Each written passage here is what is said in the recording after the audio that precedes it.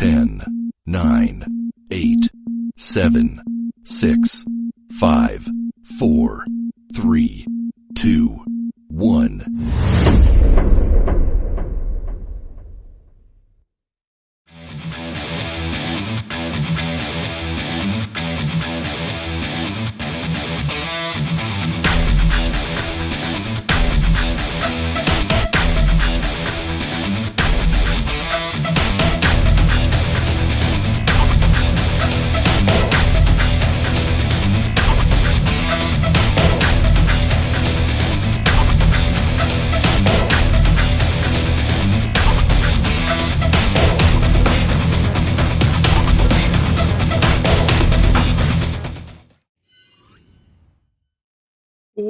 Welcome, one and all, to another episode of the Wednesday Night Wars.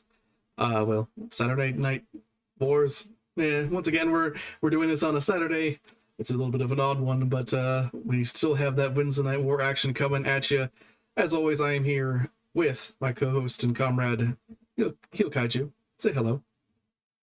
What's up, everybody? We're having a little bit more of a somber day because I am getting word back from a few things that we'll get into in just a minute. But I got a few words that we want to speak about what happened this past Wednesday. Not this past Wednesday, but the Wednesday past. Last time we were here together, yes. So, yes. And with that, of course, we have the return of one bookman. He has been cleared both for wrestling as well as he is coming out here tonight, and according to the sources at hand, does in fact have the name of the person that he thinks is the perpetrator of the actions of last Wednesday. So he is going to start off today in the ring talking with Mr. John Carlson, the voice of TWF, and revealing exactly who it is, who the dastardly deed was done by. So we have that to, well, I would say look forward to, but I guess look forward to only in the sense that we understand who that bastard is. So hold on, I've heard some news about this John Carlson. Wasn't he a war correspondent? I think he has covered wars. Yes. Huh. So, but all now, right. He is here in the TWF. You've seen it before. He's been out there with the wrestlers doing interviews. So, but yes, he'll be in the ring with Mr. Bookman right at the top of the hour here for OWO, or top of the program here for OWO in just a second here. But besides that, we have a pretty stacked card in general. We have, once again, Lyndsay Barber coming out and defending her OWO junior weight belt against another challenger. We have plenty of action on the TCW side. It should be a pretty stacked program from top to bottom. Of course, we have, and this makes actually two title belts that are going to be on the line here tonight, because, of course, we have the first ever battle for the Intercontinental belt on the TCW side as well. So, all good things. But Intercontinental Championship. You got to say it with much more gravitas and boombox than that. The Intercontinental Championship. There you go. You've done it for me. But yeah, we'll switch over here because I believe Mr. Bookman is coming out as we speak, actually. So let's get right to the action here.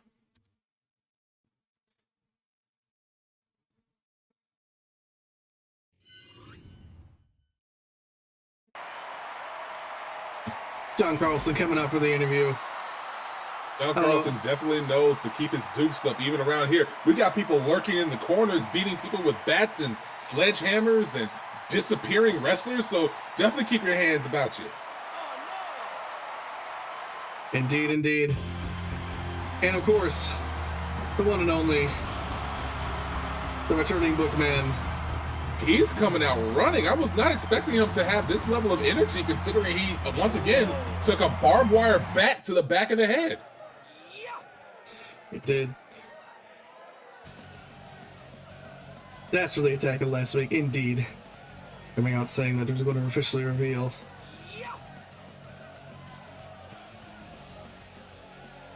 Yeah, I definitely want to know who did this. We've had some fan speculation of potentially who might be behind this. Some have even scandalously claimed his own partner, Kingathan Deadlan.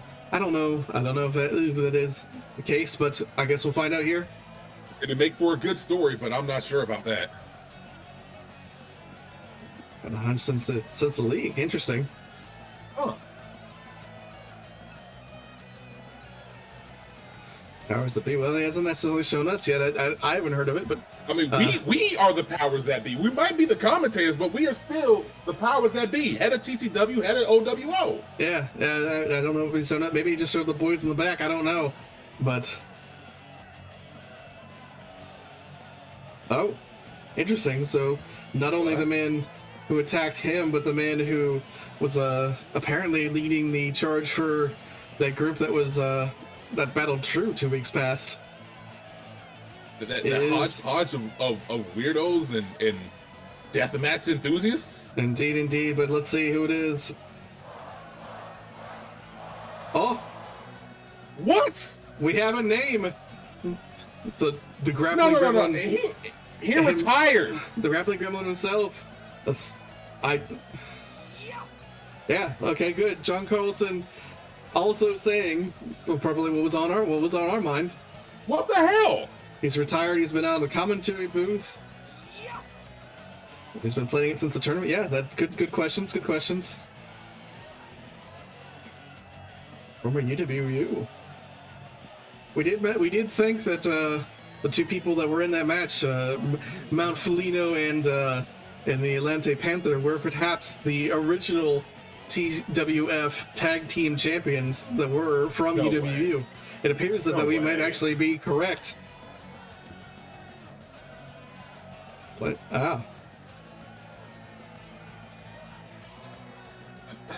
You got it. Oh, okay. Yeah, when he saw that, yeah, okay, yeah, it was apparently those wrestlers that came out that were his tip off.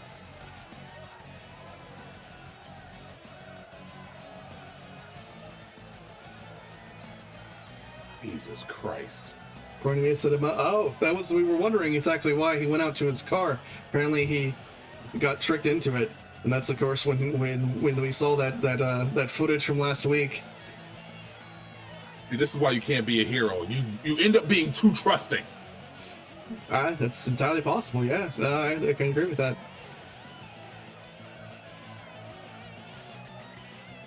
Huh.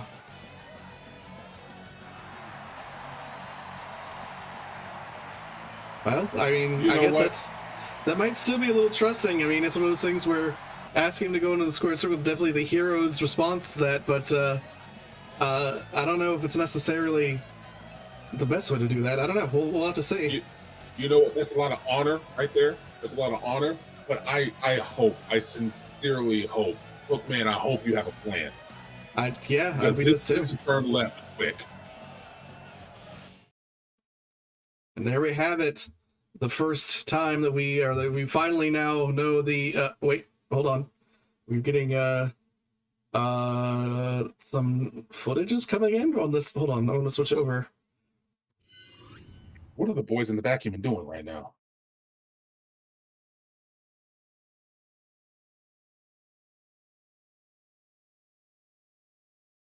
Oh my God.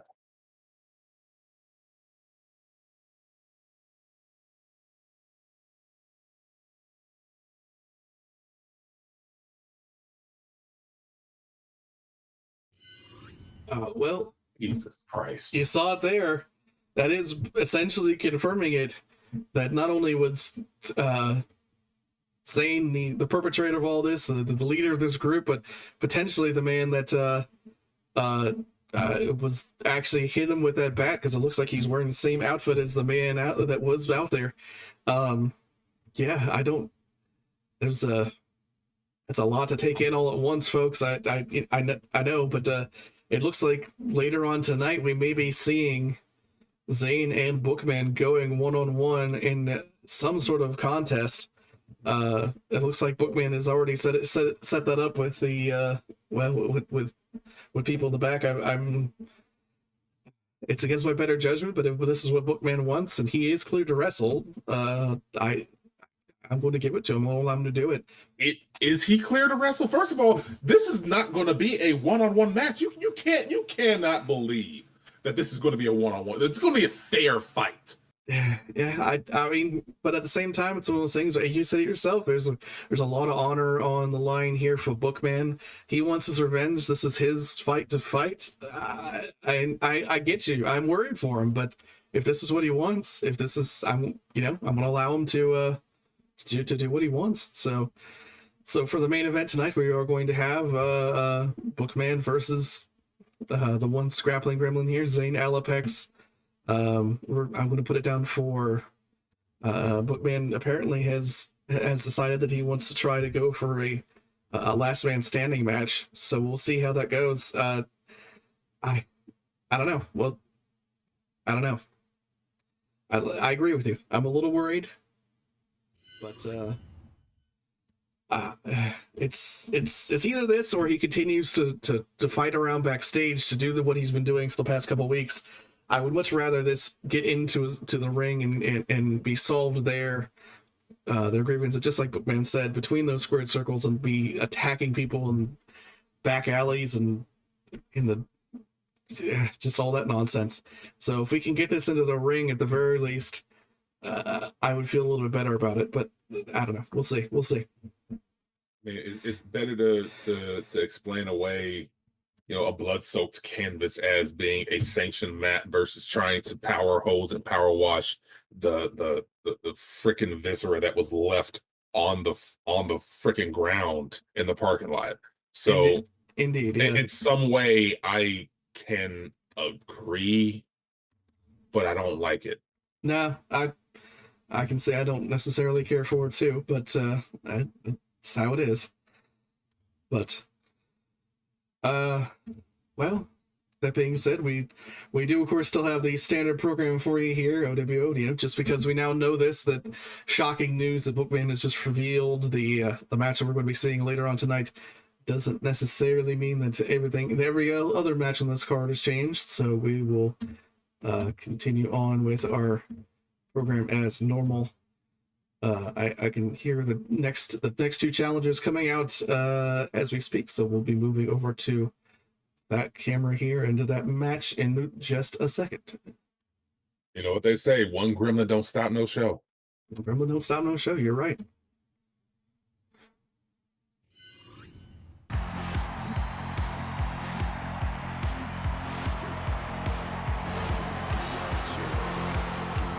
Oh, here we go. We got the golden boy, the so-called golden boy, in Daniel Alara. Then again, he was your last wrestler standing during that Aces Wild league. Indeed. And coming out to challenge him tonight is Bookman's partner in crime, the other man of those heroes still ring, Kingathan Deadlan. Well, wouldn't it be partner in anti-crime? Yeah, partner in justice, I guess. Yeah, you're right. But my big thing is like, what is going through Kingathan Deadlan's head right now? I mean, last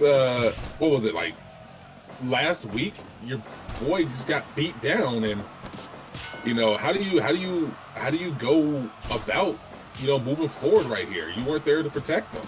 Do you take any responsibility for that, or is this one of those situations just where Bookman's fight is Bookman's fight zone? Yeah, I don't know. We haven't really gotten much word about all of this from Kingathan, so I'm not entirely sure what his thoughts are on that. I know he still goes in the back, talks with Bookman. They still very much are friends and very much are a tag team together. These sort of bad blood, or at the very least, the competitive blood, I guess would be the best way to say that, from the league didn't seem to affect them too much. I don't know what was affecting both of these wrestlers when they were rolling in and out of the ring there for a second. I think some attempts were made to potentially surprise one of them through with an attack on the way back in, but didn't really pan out. Ooh, right there, that face rake. That face rake not only doing a lot of damage to the eyes, but also stretching and risking ripping of the mask, which you know, is the honor and pride of both Bookman and Kingathan Deadlan. Mm-hmm. Yeah, both masked wrestlers, both very much putting a lot of invested interest into their mask, just as proper luchadors should. Oh, people's elbow. Nice little sliding people's elbow, but he was down a little bit longer than he should have been. I mean, right now, so far, it's been Daniel Alara's fight at this moment, but Kingathan Deadlan trying to get some momentum moving forward. Yeah, into the... that Stinger Splash lost. Lost that Stinger Splash. Fighting him back into that corner. Dragon screw off the top rope.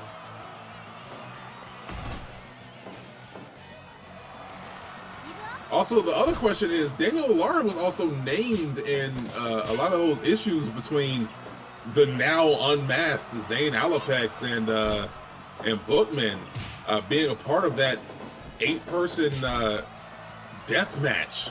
Yeah, it's interesting. It's one of those things where he definitely kind of was, you know, in defense of the OWO. It's one of those things where he very much considered it his yard. He's become out on the set basically as such after that match, so that he really, you know, him and Bookman definitely are different fighters, you know, as we can see right here. So my God. Not exactly like Daniel is changed his ways in terms of being a nicer wrestler by any stretch of the imagination, but he is OWO through and through. So it's one of those things where this idea of an outside force coming in to take whatever spot he may have or that he thinks should be his, he's going to fight for it just like Bookman is. Yeah, it's very true. While Daniel was a little short in grabbing the overall TWF World Heavyweight Championship, he still has never once held gold in OWO. So you got to believe that he feels that, you know, until he manages to conquer this mountain, maybe that's the reason why he's going up against this particular force threatening OWO in general. Yeah. But once again, my God, it's not exactly like Daniel changes ways. He is still the wrestler we know, and you know, perhaps love to hate. Oh my the special God. move. Kingathan very rarely putting on that special move. Let's see if it puts Daniel away. Almost. 10 minutes in, near fall right there. But Kingathan definitely has been feeling the effects of this whole match. And there he goes with that fork to the back of the head.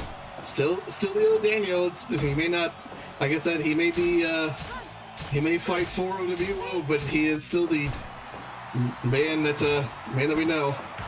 And Kingathan Deadlan, unfortunately, feeling every effect of that. Backed up and he kicks out immediately. Looked like it might have been a rope break there. All over the mat.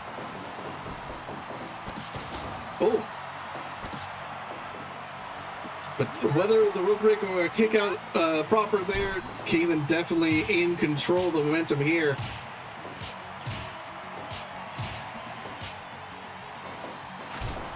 Super kick. Nice super kick. Daniel regaining a little bit of momentum here, but not for long. DDT. Daniel wants doing the smart thing out of the ring, but only for 2. Coming back in quicker than he normally does in those situations. That leapfrog leg lariat to the back of the head. Daniel is definitely feeling it. Another one. Daniel back up, but nice combination from Daniel. And once again, as we said, Kingathan dragging blood all across the mat, but he's staying down a little bit longer than he used to. Yeah. Talking arrow. Too close to the ropes. I thought he had it. I thought he had it too. Once again, use of those illegal objects. Too close to the rope there for Daniel as well.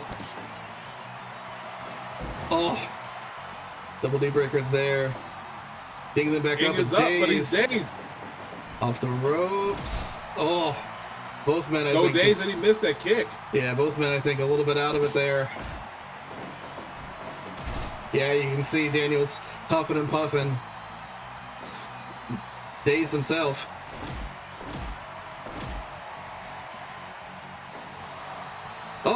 He finally got it! He finally got that spell off. Can he capitalize? Doesn't quite look at it. Oh, into the corner. Oh! No! No! No! No! Oh! We saw that in the league before. We're seeing it Up to now. 100. It's over. It's over. Yeah, that's one of those things. You know, I wanted to believe he was a bit of a changed man, but he may be OWO's warrior, but he's still the same prick we know and love. You got to believe it. I'm starting to believe that it is and always has been Zayn's group. One of his members, because we only saw 4 men on screen when he showed up, just 4. Yeah. There's 2 others that are out there. You got to believe one of his cronies, one of his henchmen is who's been throwing that chair to the ring ever since the beginning of the league.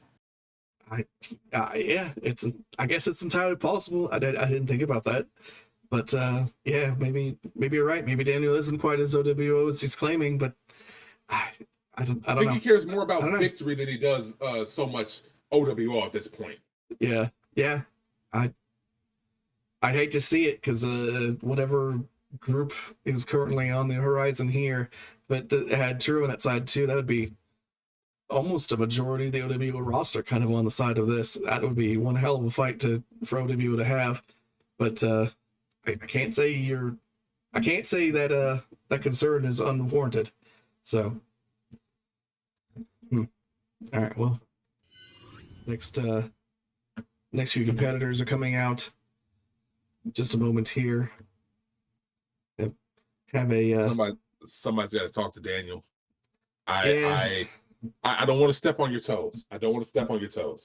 But I would definitely be putting an investigation on not just Daniel but True as well. I cannot fully and firmly believe that there is not some angle that True is technically working. Yeah, they got their blood spilled tremendously in that match, but at the same time, we've seen True do that to their own members before. True. Not to make a joke of it, but yeah, no, you're right. My lord. That match was perfect up until that point, though. You got to believe that. Yeah, it was a nice match up until you're right. Up until that ending, it was a nice one to watch. He's thrown. But we have another one that should be, well, I'd say just as fun. It should be more fun because it shouldn't have that type of ending to it. Coming out here, we have a tag match for you coming out to the ring. Both teams here coming out to gorilla position. In just a moment, we should have them out here having a match for you all.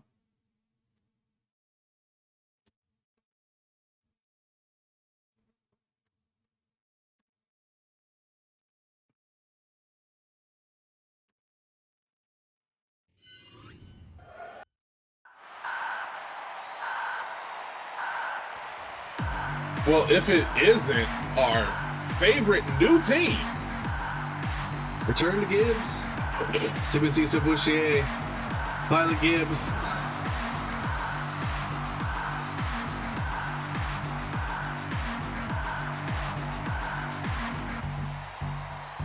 Coming out here once again for some tag team action. Has he always been wearing that jacket?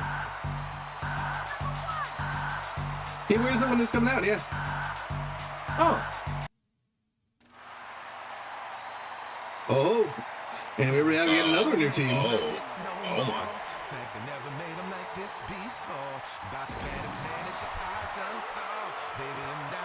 Led by the now former junior-weight champion. Yeah, came in, shocked everyone by beating Lyndsay Barber in one hell of a match to gain the junior-weight championship in pretty much his first match here. Lost it, unfortunately for him, lost it last week in an equally shocking match with Lyndsay Barber taking it to him in a very quick and impressive match to get that belt back. We see more of decisive. We see more of Lyndsay Barber and that belt later on today. Oh my goodness, those striking blows. Yeah, honestly, that match definitely showed the resiliency and the versatility of Lyndsay Barber, knowing exactly what her deficiencies were in the previous match, allowing him to dictate the control and pace of it, and finding some way to instead take him to the ground as much as possible on her terms.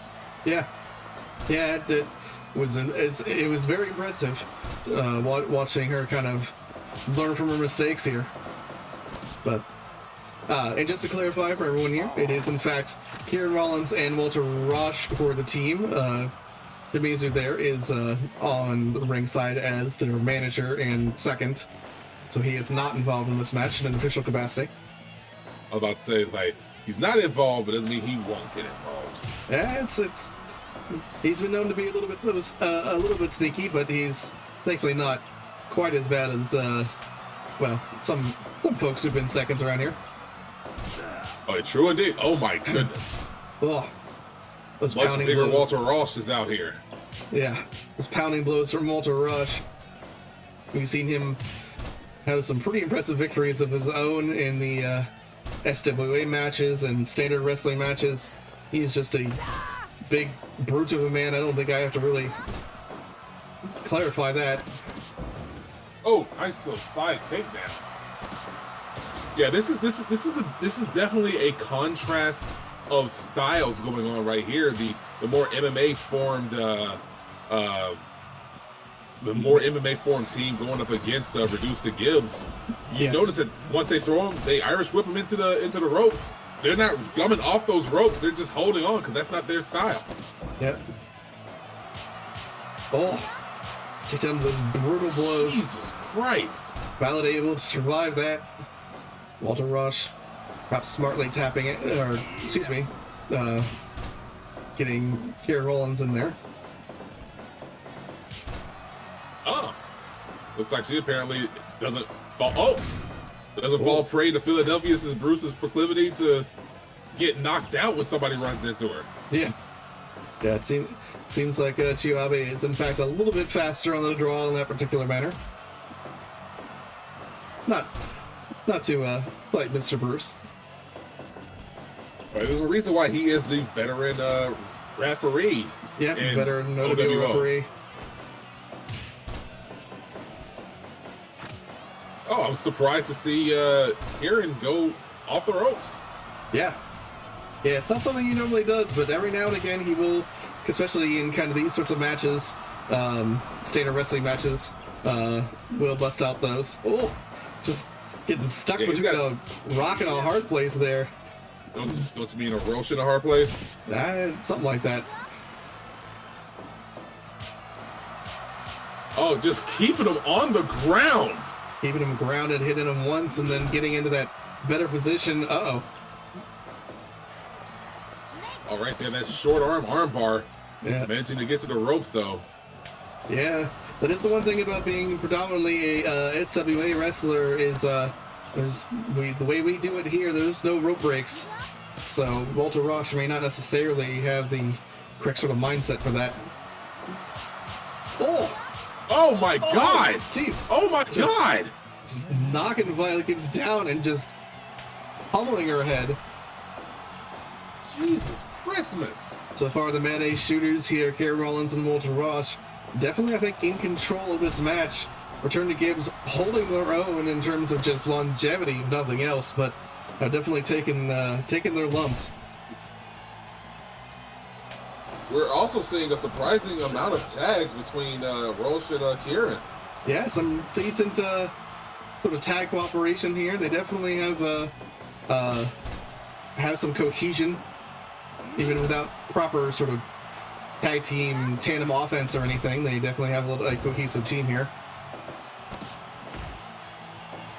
It's also looking like when it comes down to reduced to Gibbs, they're not really getting a chance to tag in and out with any kind of level of, rhythm going for them. Oh, Yeah, see, that they're not really getting a chance to capitalize whenever they have the advantage, and they haven't been having the advantage often enough. Yeah. In my opinion. Yeah, both members of the Mad A Shooters here making sure to just, well, as we see there, keep them down on the mat and where they are most comfortable here. Oh, battery ram! That's not an MMA move. I guess they figured, like, hey, we have to have some kind of tag team move. Yeah, I mean it's effective. Oh wow! Rollins. Abdominal stretch. Pretty dominant performance. 14 minutes in for the Mad A Shooters. I have a feeling that the pair of them are going to be a dangerous combination when we hit this tag team tournament that we are still planning on having here for those vacant belts. It should be interesting to watch once we do. Only a 1.5 star rating, a 70% match evaluation. But honestly, I think that it doesn't give it enough credit for showing the Mad Eye Shooters know exactly how to make a showing in the tag team division. Yeah, because you didn't see a lot of flashy moves, you didn't see a lot of chemistry for back and forth. It was basically every single time one tagged out, it's my turn to dismantle my opponent and then tag you back in whenever I feel a little bit winded. And it's an oddly simple thing to understand in terms of concept, but you definitely don't see that a lot when it comes to a lot of tag team wrestling. Usually what you'll see is frequent tags and try to change momentum and try to maintain some level of focus. Like here, I don't think they even cared. Yeah. No, I think they basically were, their strategy was less tandem offense and less kind of the flashiness and more of, I'm going to do this amount of moves, tag out so I can, maintain that explosiveness that the Mad A Shooters are known for. Walter Rasch coming in there hitting, 1, 2, 3s back and forth, grounding people, hitting them again. You can't do that if you're in there for the entire 15 minutes. Whereas if you're tagging back in and out, you get that time on the tag rope, you get your wind back in you, and then when you get tagged back in, you're right back to it. So that clearly was their game plan, and well, I think we can say 14 minutes of just straight beatings against a team that, in and of themselves, I mean, Reduced to Gibbs is not a pushover team by any stretch of the imagination. Indeed. So it's one of those things where it was impressive showing there by the Mad A Shooters, and they have a good thing going for them. So, but looks like our next match is once again coming out in equitable position, ready to have their match. So we'll switch back to the game camera here.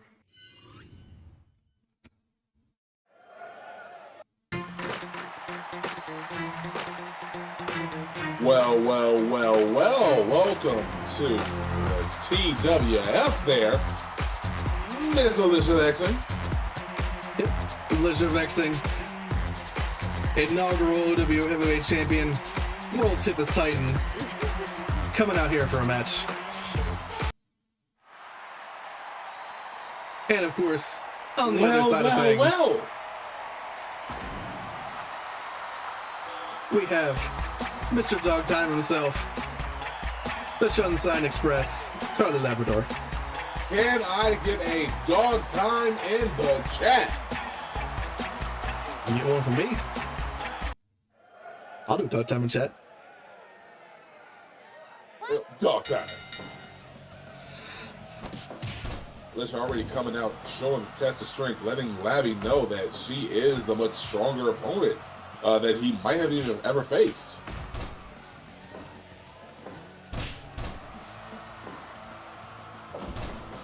Oh, that little sit-out body drop. Oh! Some back and forth in the corner here. Some slaps, some punches. Well, having a little bit of a brawl. Ain't quite 1-800 are you slapping yet, but I'm getting there. This looks to be just like a lot of that nice headbutt from Alysha. A lot of disrespectful moves going on right now. Oh, there goes the sniper. Already. Right there in the ring. Right already into that sleepy time junction. Didn't get it quite in there, it seemed, as Alysha was able to get out of it pretty quick, but...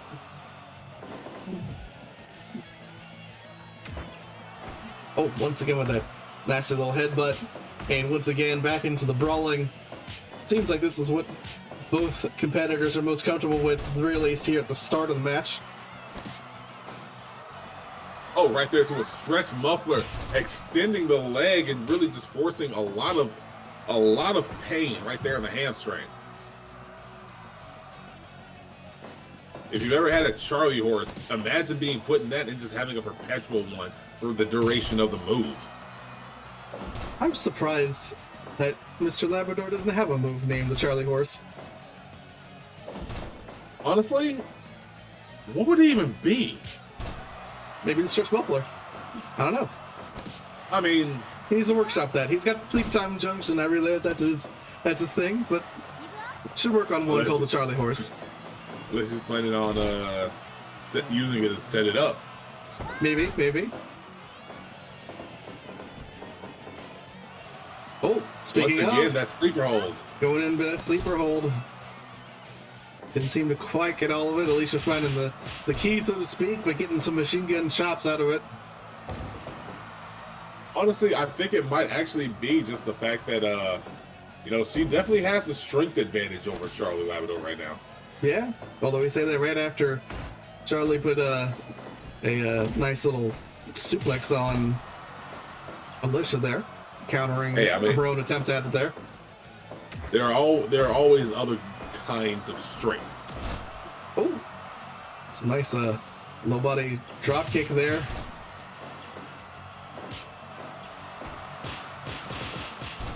Oh my goodness. Machine gun chops of her own.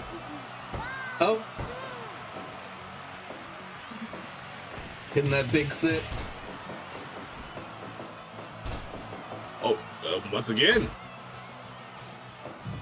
Thrown in the corner. Nope, Alysha fighting out. Fighting her way out. Body drop. There's been a lot of sitting in this match. Sleeping Time Junction. The proper Sleeping Time Junction. The others were simply sleepers. Now imagine if he actually got a chance to put Alysha to sleep. Being the inaugural OWO champion, you gotta believe that there is a perpetual target on your back because they're going to use you as their measuring stick, as a litmus test as to whether or not they deserve a shot at the title. Yeah, I mean, Alysha, even though it's been a hot minute since she's held that belt, but she showed in the league, I feel, and elsewhere that she is still definitely in that kind of status of a main eventer. She totally could go back and face for the belt if that was what she was aiming for. So. And it's entirely possible that we saw her in Kachavilchek last week. Oh, what is? What? Oh! Going in for the smooch! I think that might have actually winded Alysha. It's kind of hard to breathe when you got a labby right on your mouth. Yeah, with a lot of that is all I can say. It's a lot of that. Oh, takedown into leg hold there. Going into takes control. Mounted position. Then right back into it. This might be it. We saw her huffing and puffing before, but no, not quite. Oh, that hack and Schmidt torture rack. He just wants to hug a friend. Man, he is really working the submissions right now. I think he realizes rather smartly that she's having problems breathing, so he's just going back into this. Does she give up? No. Oh, well. But catches that straight. That might make her give up. No, Alysha's still in this for the moment, but how much longer can she withstand this offense? Oh. Is that a leg scissor full Nelson? It looks like it. Oh, and then back into the sleeper. Not giving her a moment to catch that breath. Like I said, rather smart tactic here from the Levy, just going in for another smooch. Literally stealing the breath from her lungs. Just cannot get a break here. And then back into it, the full Nelson.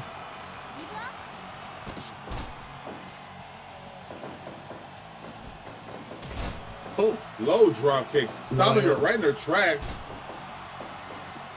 Giving the big sit there, and then right back into the hack and Schmidt. Alysha showing off that longevity, even huffing and puffing. She's still in this. It's Labby's even huffing and puffing now. But I think against somebody who doesn't have a motor, who has a motor that doesn't stop. It's hard not to be huffing and puffing. I think it's only a matter of time, but I don't know. Can Alysha get some momentum back? Because so far this has been all Labby all the time, all the dog time. Oh, nice little running takedown right there. Lovely little, this looks like a modified kicker 4 or something like that. Leg hold of some variety here. Yeah, but she's using her big, strong body to her advantage, reaching over and snapping those ropes to force a break. Uh-oh. That's a bad touch. It's an illegal move, but can it work? Oh, Sleepy Time Junction. Sleepy Time Junction. So too close to the ropes? No. He put it on right next to that ropes. But still nothing. He is tenacious with it. Both competitors winded, tired, close to the breaking point here. It looks like Labby puts in torture rack after less. torture rack after torture rack.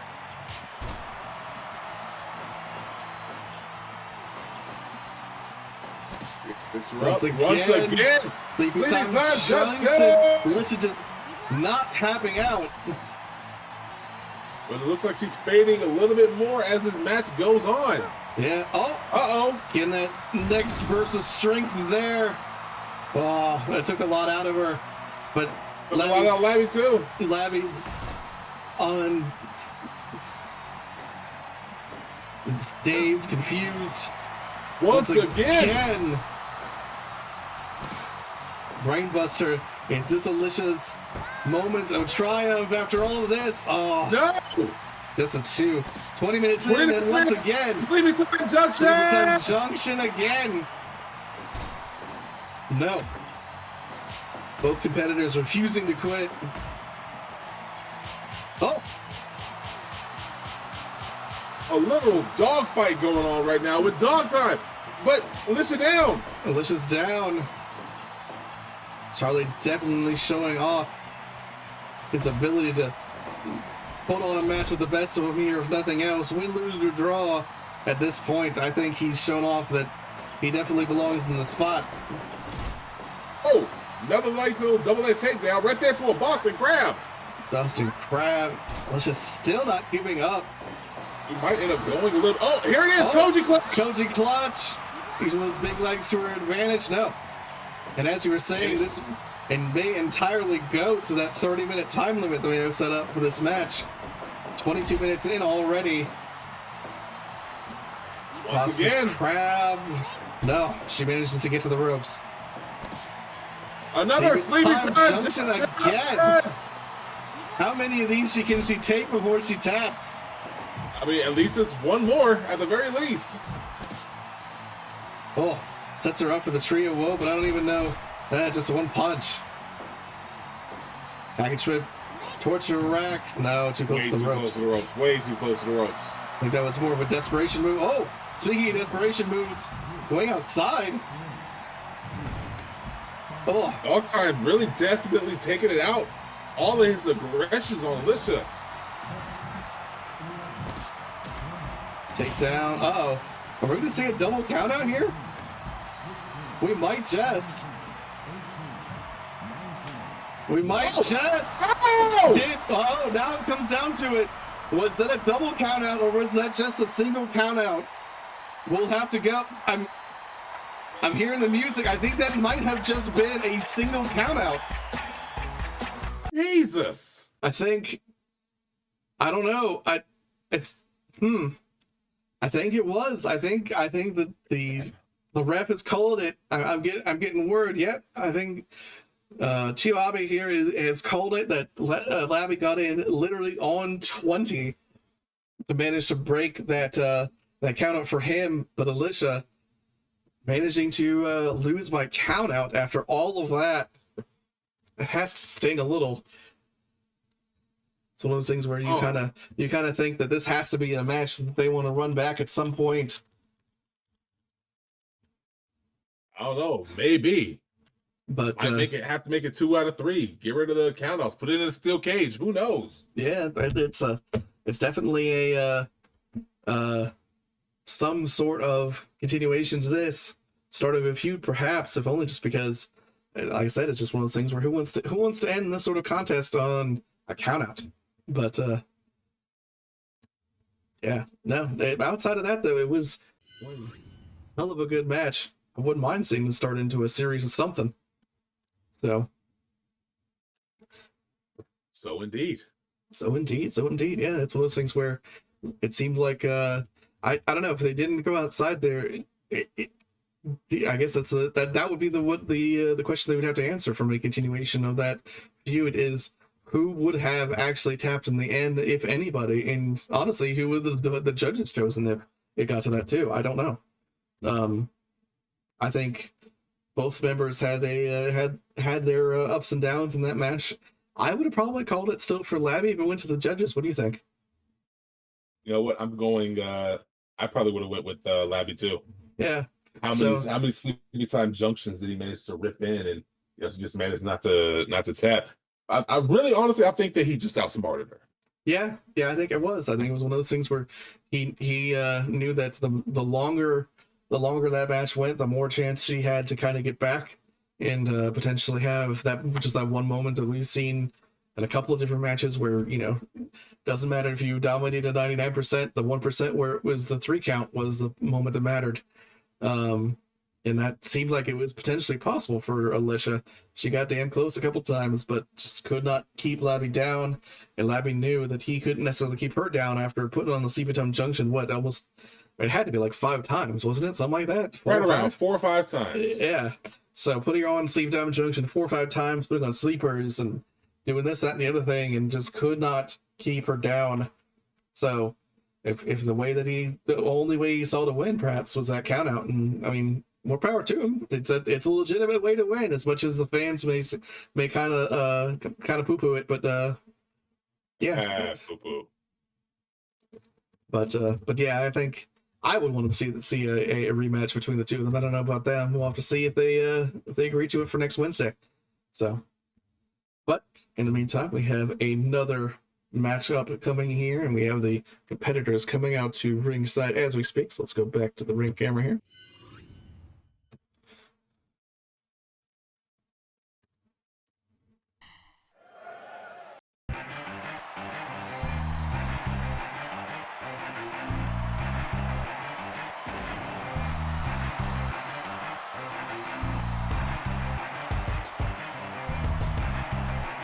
Mr. Tiger Shogun himself, Takashi Tamura, coming out for a match.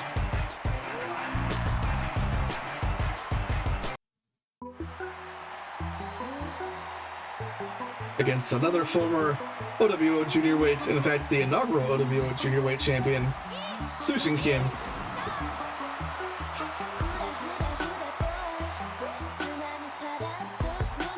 All right, this thing is starting to grow on me. Yeah.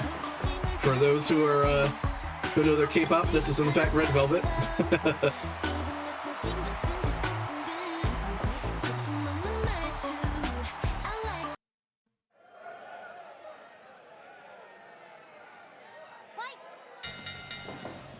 We have here perhaps a conflict of both styles and generations of a sort here.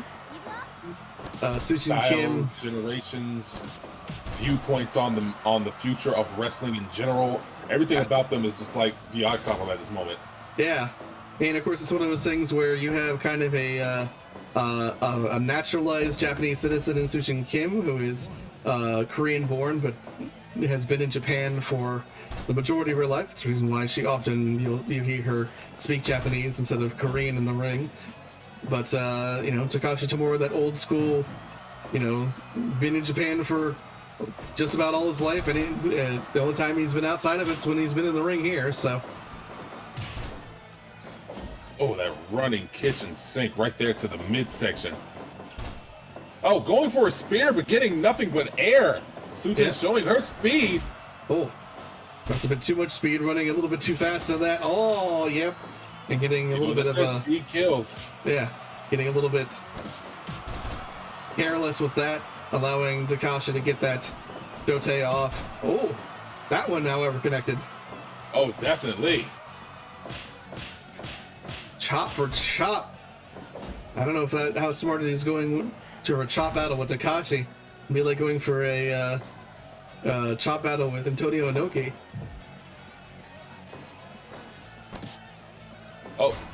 Oh, right there, that single knee gut buster.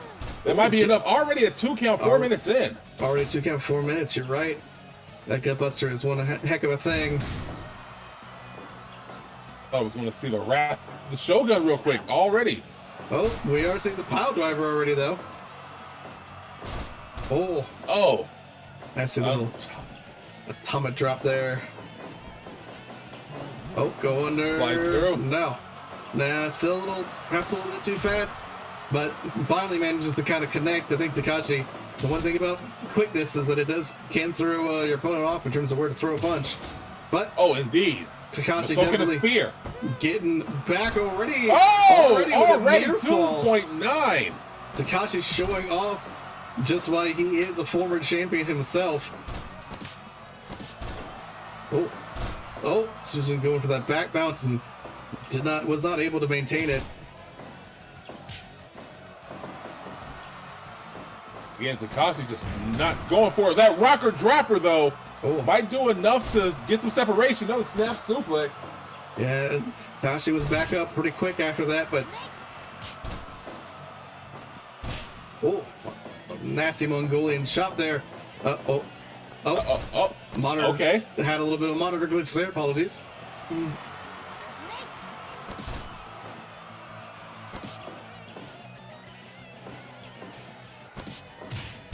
Another hip driving right to the side of the head of Su-Jin Kim, but standing at Saguri. Standing at Saguri. Slap. Just a disrespectful slap there.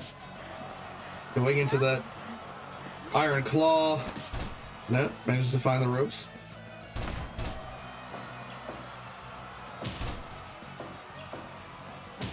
Oh, lariat for lariat for lariat. And we've heard of Suplex City. I would say Takashi Tamura can definitely come from a lariat city if there happens to be one. Well, I mean, if it's Suplex City, it's got to be like Lariat Town or something. Yeah.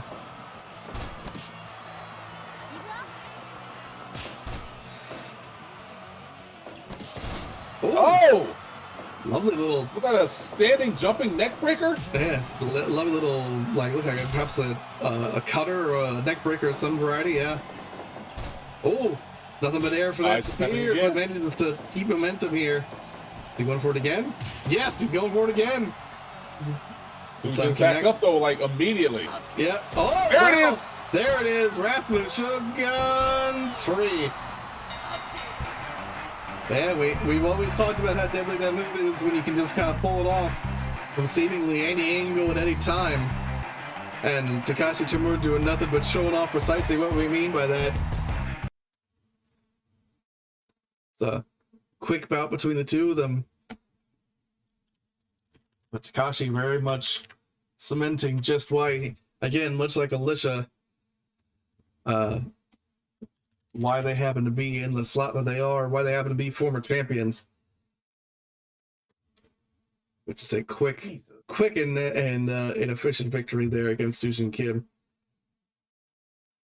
Su-Jin Kim showing off a decent amount of her own offense, though. You know, it wasn't a complete blowout or anything, but no, definitely not a squash match. But going up, even as a former junior weight champion, going up against a heavyweight champion, you have an automatic disadvantage in weight and so forth. So there is that to worry about, and it's in general can be a rough one to deal with. In general, indeed. Matter of fact, I said I had to step away for just a second to take care of some real quick business. All right, we'll be going to a quick break then, and we'll be returning to you in just a moment.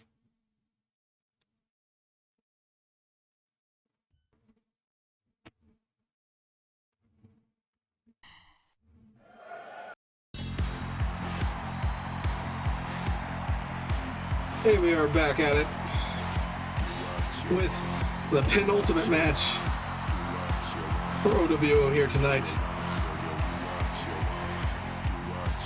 Crew coming out here. It is in fact Aiko Kazama's match here tonight, however, Denora just acting as her second. Honestly, you're gonna hate me for this. True what you want. I see what you did there. There we go. And here we got Nommz coming out to the ring. Indeed, indeed. Nommz working as Lyndsay Barber's second, and of course, current tag partner Lyndsay Barber here with that belt, and that is in fact, of course, what is on the line here: the OWO Junior Weight title. Nommz doing the good thing and keeping an eye on things, making sure that Denora does not get involved. But he's only just one man. The rest are true. Who knows when they or if they will ever come out here and join in. Oh, that's standing V-trigger. Oh, Lyndsay, of course, wasting no time, just as always. V-trigger into ankle lock there. Right now, doing a good job of trying to keep the much more seasoned Aiko Kazama, you know, like she does with most of her opponents, on the back foot. But Aiko is no slouch. May have been in that very dangerous death match, but there she is, raking her face right across the ropes. Yeah. Yeah, just... Oh. Yeah, you're right. Just straight up uprooting her, a double knee buster right there to the mat. Yeah. Yeah, you're right. It's just one of those things where she was, in fact, in that nasty 4v4 between True and whoever Zane's forces happen to be. And, she is known as the Queen of Hardcore for a reason.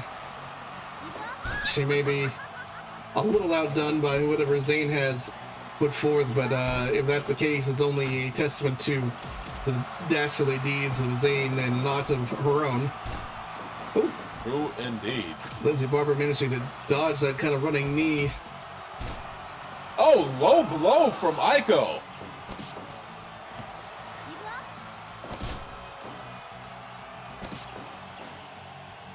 Right now, dragging her right to the... She gets up immediately and pokes her eyes out once again. Now, it's going to be kind of hard for Lyndsay to go up against this level of dirty and rule-bending opponent in Aiko Kazama. Yeah, although it's one of those things where you do have to remember Lyndsay Barber was in the league with Daniel as well. So it's one of those things where this is not a new threat, I suppose, would be the best way to say it. You know, she's gone up against members of True before. True indeed, she definitely has, but it's more to the fact that Aiko, who may not have the same strength that that Daniel Alara has, definitely has a much more varied, a much more vicious moveset instead. That is true, yes. Yeah, she's definitely kind of more vicious in her standard moves, as you can see with things like that, than Daniel like tends to be. The fingers. Yeah. Daniel, of course, has his especially dastardly moves, but tends to save those kind of for the end. Whereas it's pretty much all dastardly all the time for Aiko. True enough. Like, well, while she may not, well, at current, pull out a fork and stab you in the back of your neck, she may still end up doing something like this.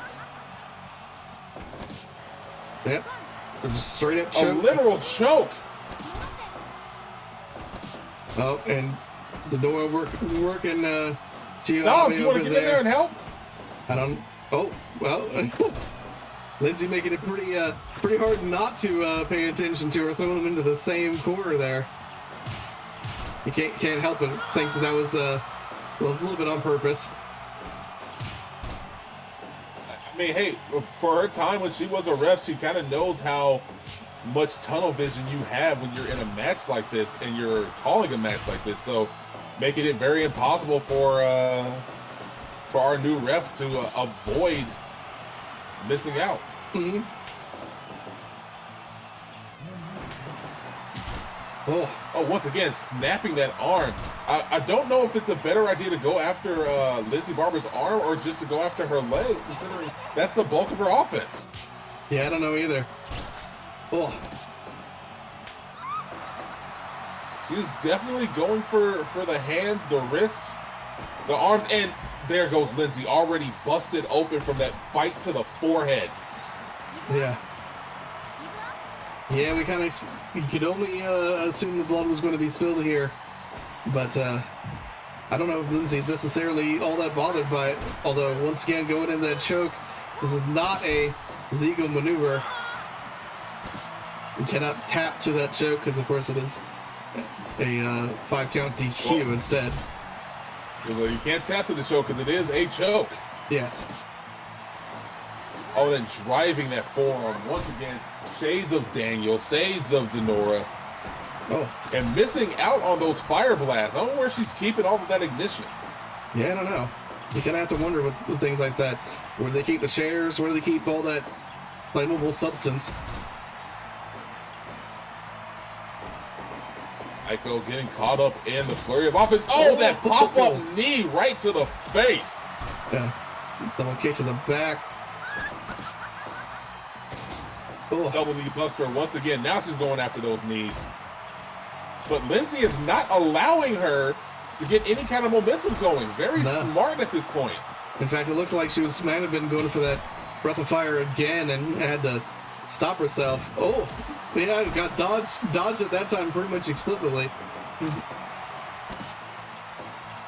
Yeah, I think Nommz' lack of involvement has less to do with him being lazy and more to do with the fact that he feels he trusts that Lyndsay can handle herself.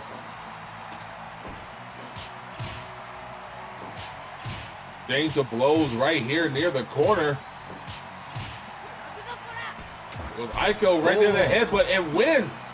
Big headbutt. Surfboard stretch. Nommz then kind of was out of position. I wonder if he was doing something with Denora. Oh, there it is. Denora once again going for it. Stopping that DQ. Although it didn't look like Aiko got much more than maybe a 5 count on that choke anyway.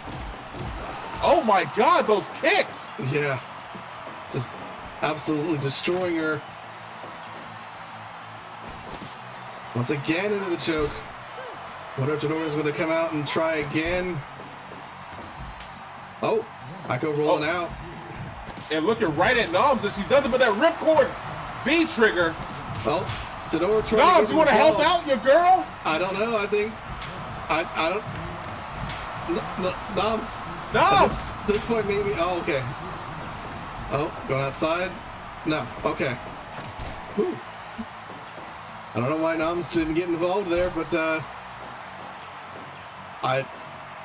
yeah, that was a weird one. But seemed like Lyndsay survived it regardless, for better or worse. Now we never know what kind of conversation that you have with your seconds in the backstage area. That's just between you and them. Maybe she asked him not to get involved. Maybe that's the case. But who knows at this point? Going for the ankle lock, and that's enough. That's it. Whatever whatever True's plan was on the outside there, it may have only worked slightly.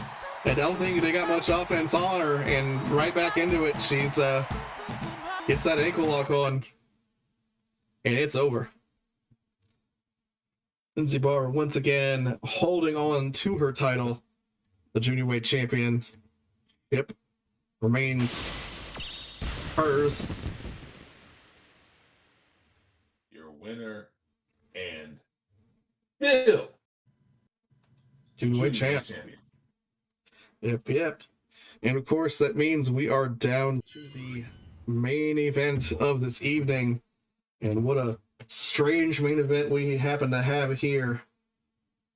Last man standing match between Bookman and one, I guess, returning traitorous bastard. I'm disappointed, but I'm also not surprised in the least. Not surprised in the least. Because as much as I have been lauding him, as much as I have been praising him during the league and even prior to the league about him being one of my more favorite wrestlers in your group in OWO, I gotta admit that there was at least a little part of me that enjoyed what he brought to the table, partly because I could feel that level of just evil underlying beneath him. Yeah.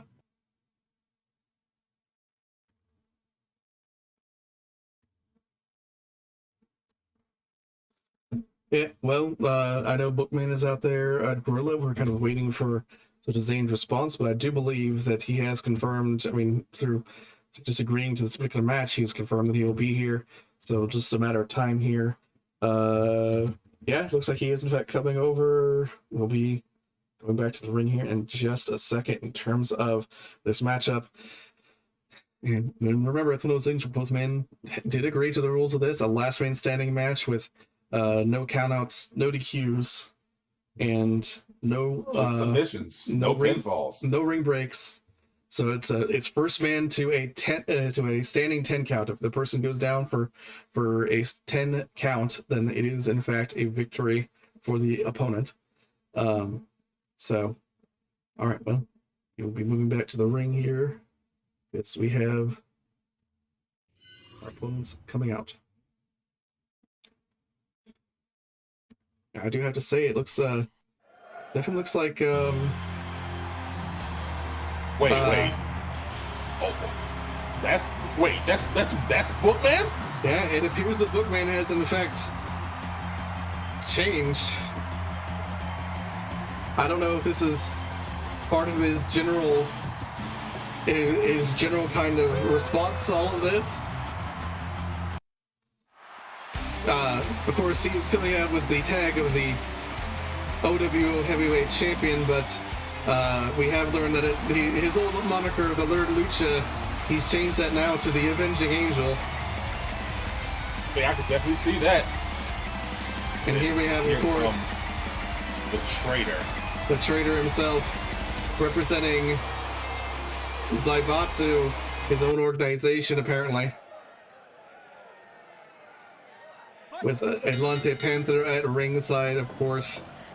Oh wait, you're telling me that Zane was never actually like teal? No, apparently that was face paint. Yeah, I was surprised too. No, that wasn't face paint. Well, that was face and body paint. Body paint, yeah, paint. It was paint. Regardless of where it was paint. How long did it take for him to get that put on? I don't know. And why would he? I have no idea. I guess it's kind of, at this point, sort of the last thing on the minds of anybody, so. That's the last thing that anybody's thinking of, but like now I'm thinking about it. Yeah, it's the only thing I can think about.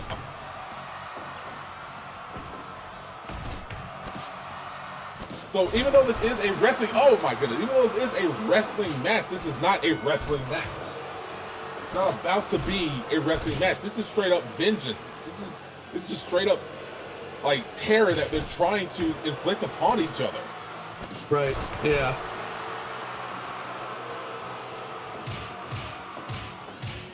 Just walking those kicks right into the solar plexus.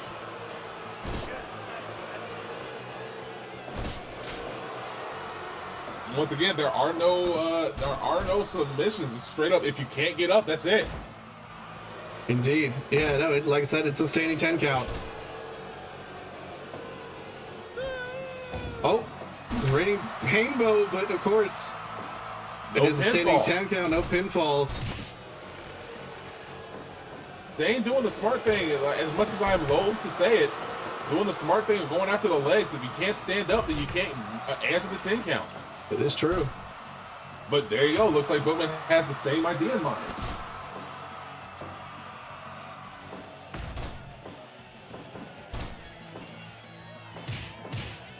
Just walking those kicks once again right to the solar plexus, making sure that Bookman cannot breathe. And again, if you can't get up to your feet, if you can't breathe, you can't find your way to answer the rest 10 count.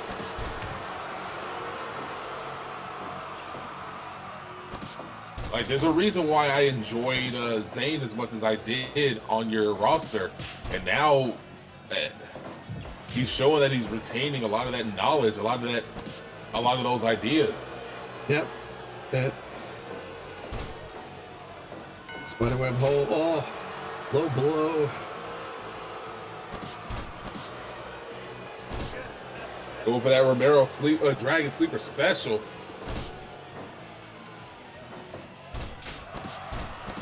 Back at it, perhaps. Yeah, back at it. Just working over a Bookman here. Using the deathmatch to his advantage, because those weapons are definitely getting in the way of Bookman getting any kind of momentum going. Let's see what he can do, though. Reading paper. Reading paper. You can only imagine. Again, it's one of those things where every little bit is going to start weakening these opponents. You know, it may not be pinfall, it may not be submission, but you throw in enough of them, eventually you're just going to collapse. Nice takedown from Zayn right there to that armbar, but again, it doesn't matter. It does not matter. It only matters in terms of how much pain you can actually inflict upon your opponent, but beyond that, nobody's counting out. The ref is literally only there to count to 10. And honestly, it could be her, it could be my 4-year-old nephew, who knows? That as long as they can count to 10, as long as they can make it to 10, that's all that matters. They're not going to be breaking up any counts. Yeah.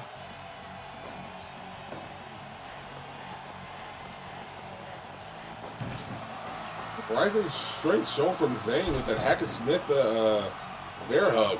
Yeah. Oh, 3 amigos brace. Oh, when we have our first down. Just a 4 count though. So he just accepting and saying, bring it on. I think he understands that how Book has to feel here. He's just egging him on.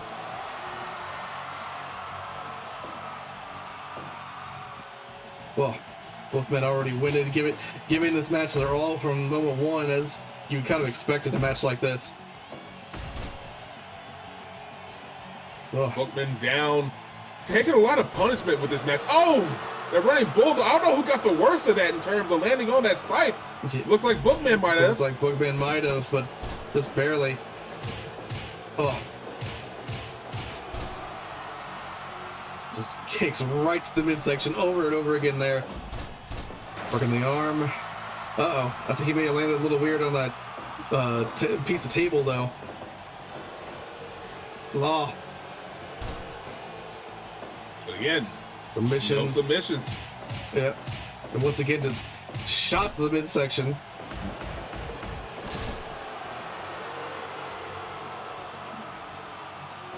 Zayn right now down a little bit. Oh, there's 1. There's 2. This is going to be number 3. It is. Run on that fork. I don't know if there's not even a down though. No, it does not appear to be. Oh my goodness. That run up back suplex, but Zayn gets up first. Nagata lock in the corner. Remember, no rope breaks. The only thing that can stop this match is a 10 count, or it is still a 30-minute time limit for the sake of, well, the safety of the opponent, the people in the ring, and nothing else. Oh, Bookman stopping a dangerous situation there. The same bat that was used to put him out of commission last week. No, that's actually this one. The one he brought in from the ringside area. Yep, there it goes. Right on that bat. I think both of them got it, but he made sure to get Bookman first. They're both up at the same time, though. Both at the same time, and of course, just like there's no ring breaks, there is no countouts. So they can sit out here. Now it is not a false count anywhere. So if they do, right onto the bat. This is retribution. This is payback.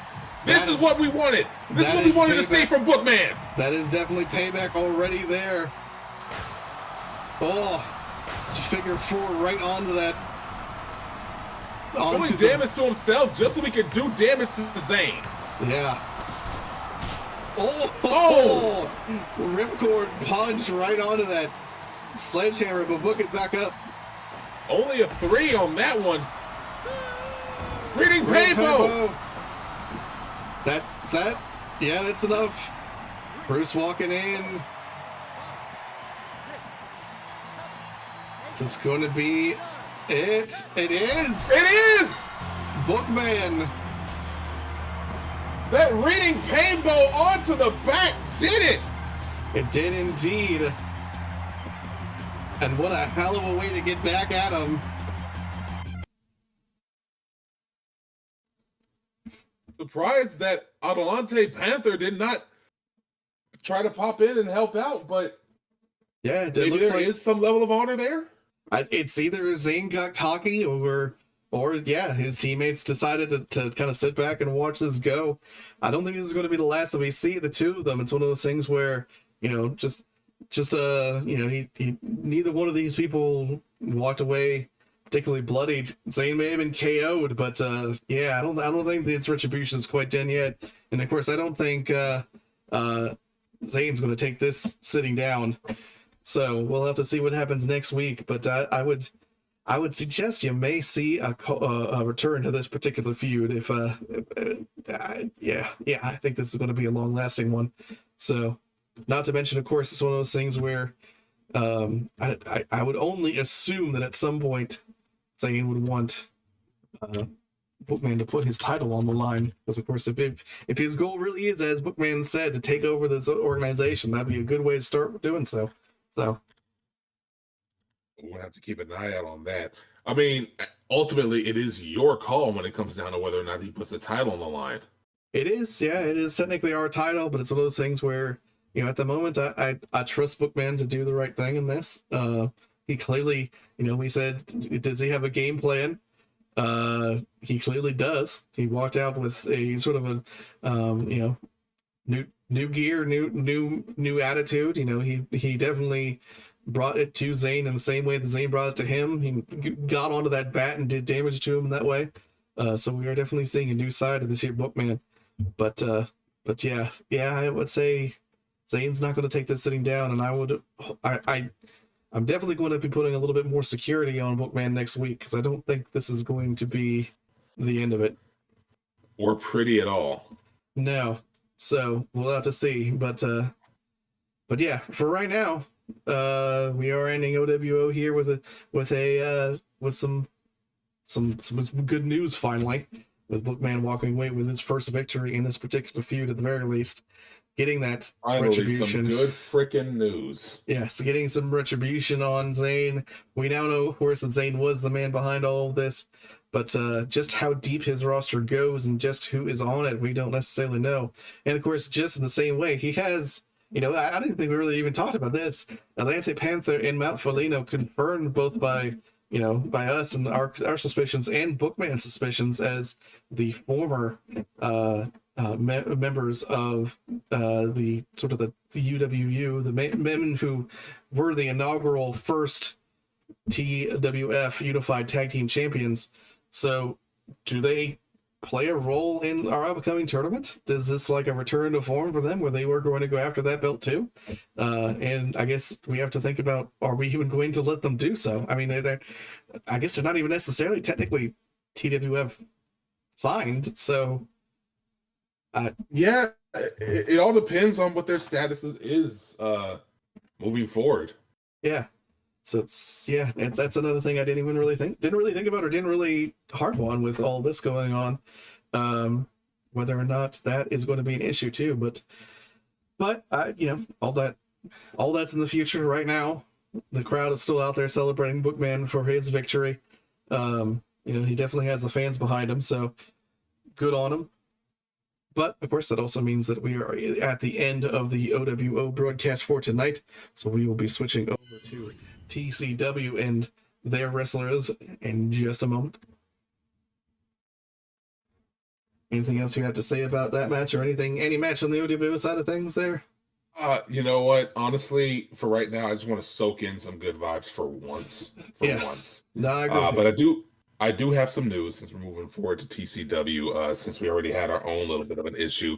I and the board have come to a decision when it comes to the Exalted. I initially wanted to suspend all three of them and send them right back to catering for weeks at a time, but I was overridden in making that decision for their attack, for at least Shu's attack on Jeff Su, since we cannot confirm whether or not it was a ploy from all members of the Exalted, or if Li Shu was acting independent of Franco Silva's direction or goading, I guess you would say. The only person that we are able to suspend for a week is Li Shu. And the only reason why it's just a week is we just got word at the top of this hour that Jeff Su has been cleared. He, since we took a little bit more time to get into our wrestling, if this was Wednesday, he would not have been anyway cleared because he was still trying to get his wits about him, still trying to get some feeling in the extremities. But on Saturday, early this morning, we found out that he is technically cleared. He is cogent. He is mobile. So we're going to be trying to figure out something to do to get him back into fighting form. Well, that's all good news. Yeah. So, with that news, however, we're going to go to just a quick break here when we start up the TCW broadcast. So we'll be back with you in just a second.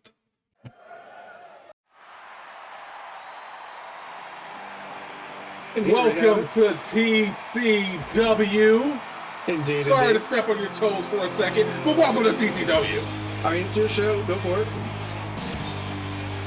Incredibly excited, incredibly ready to keep it going. I got my boy Kai Imani down to the ring.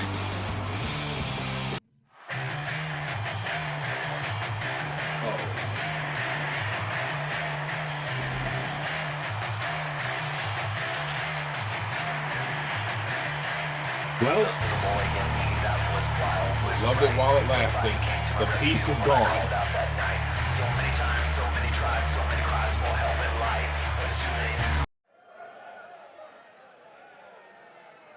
Oh, we I guess we forgot to clear the ring. Did we forget to clear the ring? Why do we pay these other lions for? You know what? Maybe this will work out in Kai's favor. I guess. I mean, it's one of those things where, well, wait a minute. No, this time actually, hold on. I'm getting some news from the back that, it might not actually have been, What is this? I don't think that the Young Lions had a choice to clean up the ring for a reason. No! I think it's a bit more planned than we might have thought here. What? How is he? Okay. See, when he's messing with your stuff, that makes sense. But he's over here. I gotta claim that that's assault now.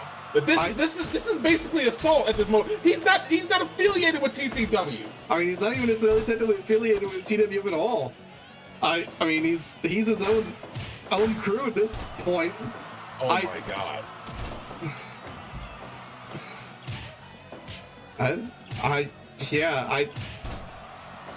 Well, that does put one hell of a damper on this particular matchup. On the night in general right now. Yeah, we'll have to, of course, we will clean up the ring here for the next match, of course, but that's sort of the least of our concerns. Whether or not we get any sort of word from Zayn on exactly what happened, I don't even know why he was out here. What does he have to do with Sapp, or if anything, or was this just something that he did to kind of prove a point? Maybe. Oh my goodness! Amazing move there from Kai Imani. For his credit, utilizing the situation to the best of his ability. Yeah, for the best of his ability, but it's all, when it comes down to Sapp, it's always just a matter of time.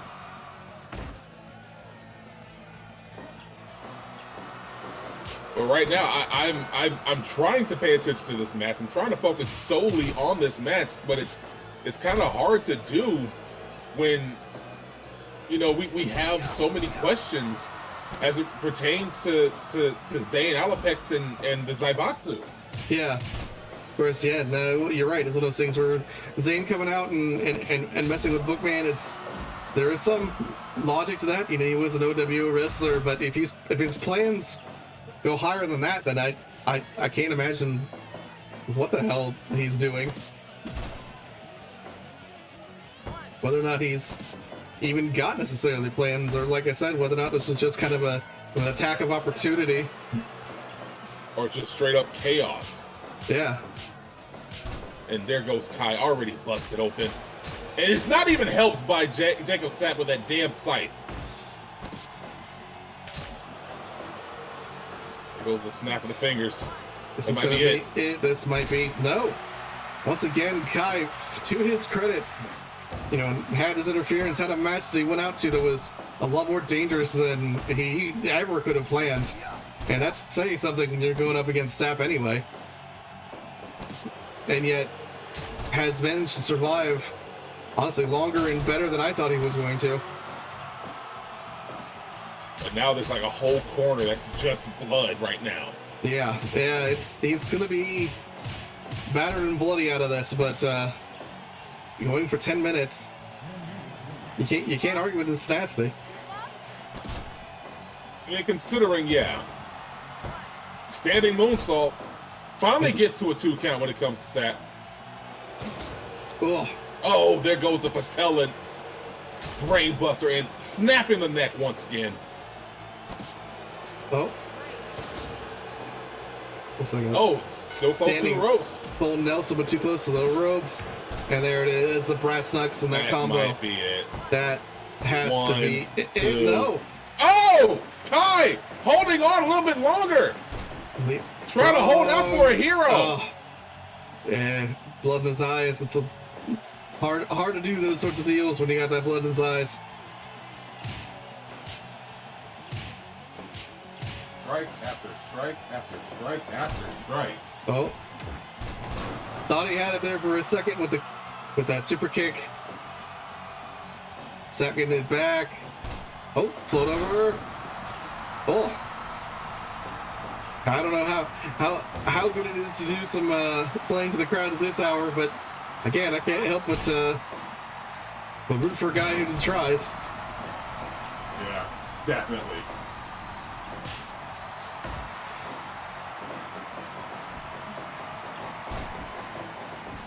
Leapfrog, but he's not fast enough to actually outrun Sapp on that little exchange.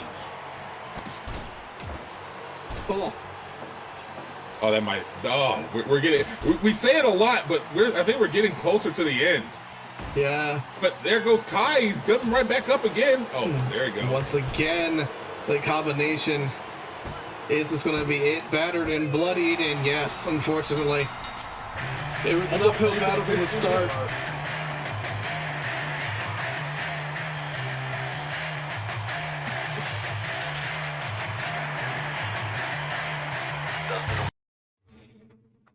Oh my goodness. An uphill battle from the start, but just made all the worse by the fact that we had one Zayn Alapex run out, masked again as he was during the attack on Bookman. I can only imagine his thoughts, but looks like he's back. Yeah, he's back. He was back. He grabbed a microphone. He apparently wants to go out and talk. Sapp's still in the ring too. Hold on, we'll be getting to that in a second here. We just have to rush to get there. Hold on. Now, see, my conventional wisdom says send out the young kaijus to rough up Zayn because this is my show. Well, unfortunately, not his. Unfortunately, he's already done that for. That's the reason why those weapons are in the ring, because he's done that for you. The young kaijus are a lot of them are knocked out at the moment. So. I hate to say it, but you're right. Otherwise, I would say just bring him out there, just overwhelm him and get him out of the ring. But, yeah, it's seems like that is not necessarily in the cards but yeah, we got Sapp and Zayn in the ring at the moment. We're gonna go back to the ring here and see what he has to say in just a second here.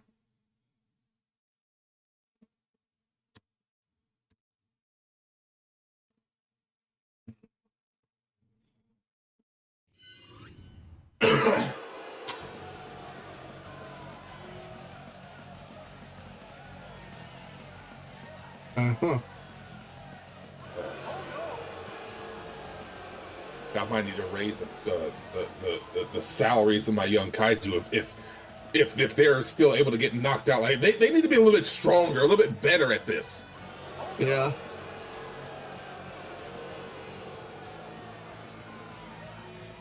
Huh. Your crew.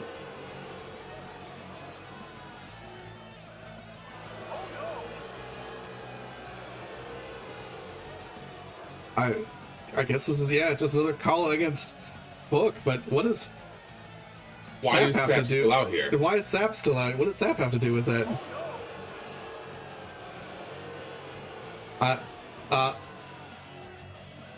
No way. What?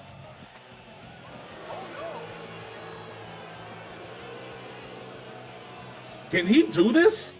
I don't know. It's one of those things where I guess it kind of depends on who he has on his side and all that. Yeah, I don't. Well, huh. Well, that definitely makes this a bit more interesting. If he's drawing in people even from TCW potentially, how far does this go? Is this This is going a little bit too. This is going a little bit too far right now. Is this just sort of some freelancers, some people from UWU? Is this? I mean, is the Exalted in on this? They haven't even. We haven't seen them together, but then again, it's one of those things where they both did have an attack on different people on the same night last week. Wouldn't necessarily be too crazy to think that maybe the two of them had something to do with each other. I don't know. It's kind of just all speculation at this point. So I don't like the prospect regardless. No, I'm with you on that one. It's scary to think of whether or not it's just a bluff or not. I don't know, but Sapp seemed at the very least. I mean, he was still out there for the interview. He stayed out there to keep the young kaijus out. He definitely had some sort of agreement with Zayn. Otherwise, why the hell would he have done that? But well, we walked away from the last match with some. Last match of OWO with some hope, and then walked right into this one with just more questions. Walked right into a freaking buzzsaw is what happened. Yeah, and of course that it just means that Book has to respond. I guess we'll see next week whether or not he actually decides to go for that or not. I can only imagine he will, because of course it's one of those things where I'm sure he understands just as much as I will that if he doesn't go out there with that match, I'm sure it's just going to get even worse. Something is going to go down, whether it's in the ring or not. And, much like I was saying, better to be in the ring than not. So basically, we're being held hostage by the hopes that we could at least control the situation, but we're still letting things happen. Yeah, I didn't really want to admit it to that degree, but you're also not wrong. Because I don't know, it is one of those things where at this point, who do you trust to hold this back other than, if someone like Sapp might be involved, and someone like Franco Silva might be involved, who isn't involved at that particular moment. So it might be a whole-on takeover. Yeah. So he may have already achieved that goal and has been this is just him sort of pulling the trigger. I don't know. So it's a scary prospect is all I can say. It's an incredibly scary prospect, and I'm going to have to do some soul searching. Yeah, we'll definitely have to have some plans for next week. Of course, like I said, it is up to Bookman at the end of the day whether or not he takes that match or not.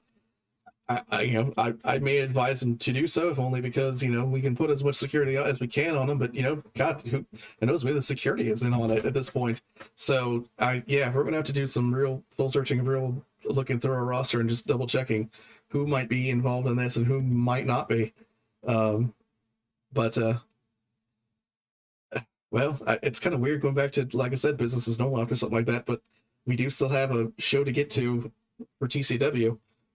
So we will go back, and I can see the Unkaidus have started to stir. There's enough people, some of the wrestlers volunteered to go out and retrieve those weapons that were left in the ring. So that should be cleared up now. So we should have our first actual match coming out here for the TCW. Let's get it started.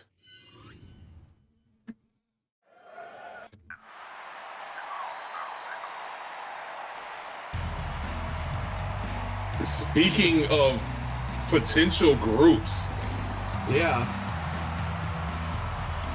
I would see Madison Edwards and AMC following by ahead of Victor Owens.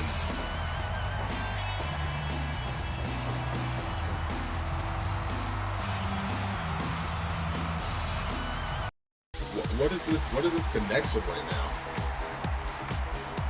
I'm honestly, I'm a little shell-shocked at the moment. Yeah, it's one of those things where, how far does this rabbit hole go, or does it even go anywhere? Like I said, it's one of those things where he could be totally bluffing us, but at the same time, he's done enough damage, he's been in enough places now that, he clearly has something on some of these people. But, we'll see. We definitely will see. Victor Owens coming in with a group of people against Kiona, who honestly we thought she was going to be leading the charge to maybe get the major shot at the IC title, but instead here she's going up against the likes of Victor Owens, who is continuing just like that combination. That was a hell of a wrestling combination in general there, yeah. Right into the corner. We saw Victor Owens and the crowd already none too happy with him, considering that his first match in TCW and the TWF in general was in him absolutely murdering Mickey Cornstarch. Oh, that bell clap. Yeah, that was not a you got flack for that one. I kind of get it, but at the same time, I think Victor kind of should be the one who got the majority of that flack. And yeah, that was just a beating. That was a mauling. Kiona trying to do something off the ropes. Instead, oh, nice little move right there, and monkey flipping Victor outside the ring. That's one a hell of a monkey flip. Yeah, to get a guy that large out of the ring. Yeah. And winning the striking combination. Kiona not coming to play. Oh, but he checks the leg kick.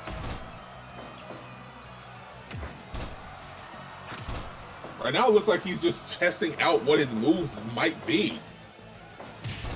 Sort of like a video game player might check out what combinations they can pull off, because right now it doesn't look like he's got a game plan nearly as much as he's just trying to see what Kiona can do before finally pulling the trigger on something big. Yeah.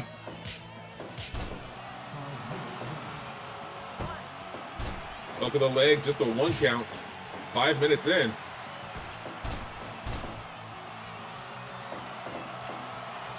Oh, single leg Boston crowd, but right too close to the ropes.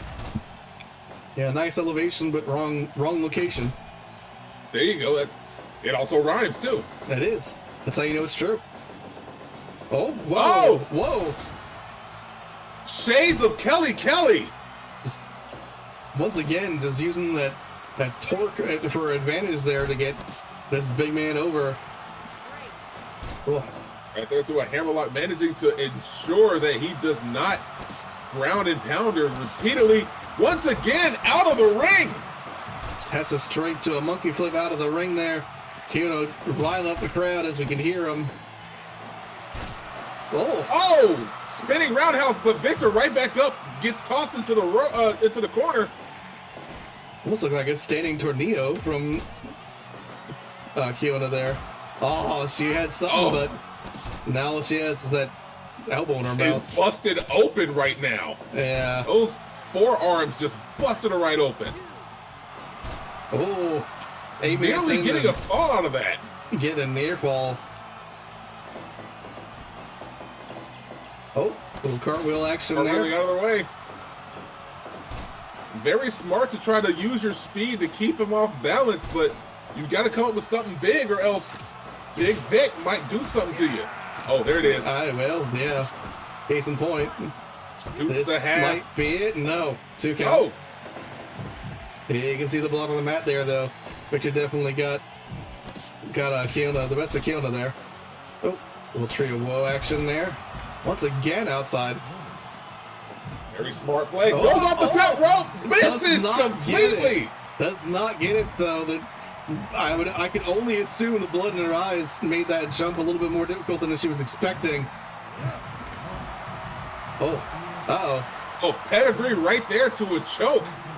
Are we going to see another countout today? No.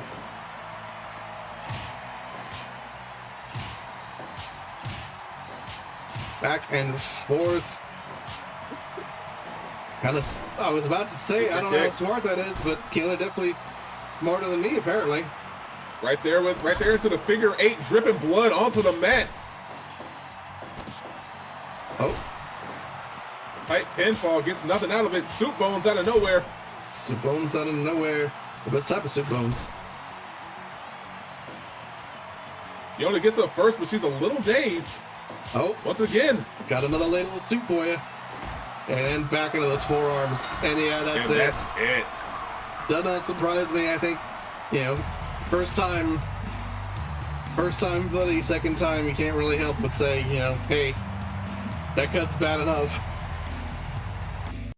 You got to believe that that's a referee stoppage. That's not her tapping out. That's just a ref going, this is too much. It's gone on too far, and it doesn't look like she can actually work her way out of it. Those forearms, those elbows, the point of the elbow cracking right across the already open wound, further splitting her open.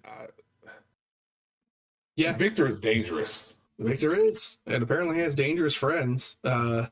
We didn't see much of them out here, and thank God we didn't see anyone else coming out. But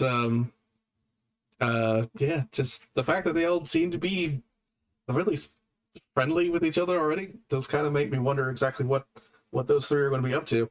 Whether this is just kind of a group to it is kind of getting dangerous out there. Grouping up, like we said, is probably smart for everybody to do at this point. So I can't necessarily fault them for that, but at the same time, you have a guy like Viktor on your side. You kind of wonder what your game plan is. Death and destruction, it looks like. Yeah, that seems likely. So, and that was kind of my fear. But I guess so far they haven't done anything too untowards besides the beatdown of Mickey. But that was. It was a sanctioned match. For better or worse, it was a sanctioned match. Yeah, so you can't really fault him for that, other than just maybe for winning. Yeah, just maybe don't. I don't know.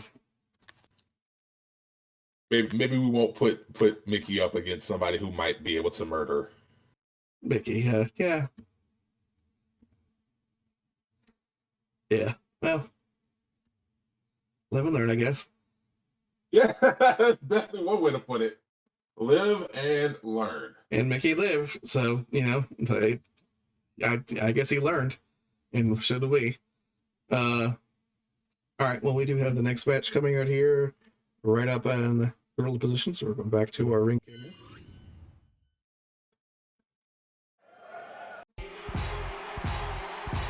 Now we do have an interesting situation coming up right here. Our tag teams are starting to come together, getting ready to prepare for the upcoming tag team tournament. And these two, Onyx and the Stormbreakers, have been jawing a lot backstage. And instead of just doing a traditional tag team match, they wanted to pit each other up against each other one-on-one on one-on-one. So once again, kind of a seconds match here. Okay. All right.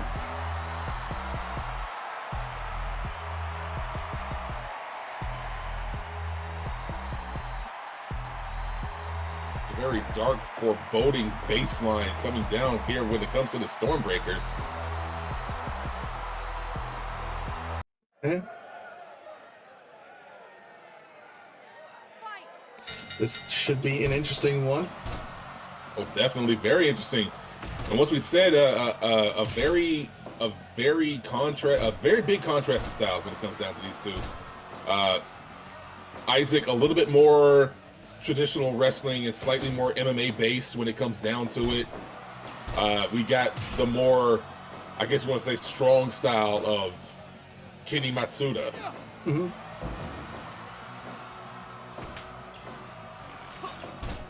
Oh, there he goes, rolling through.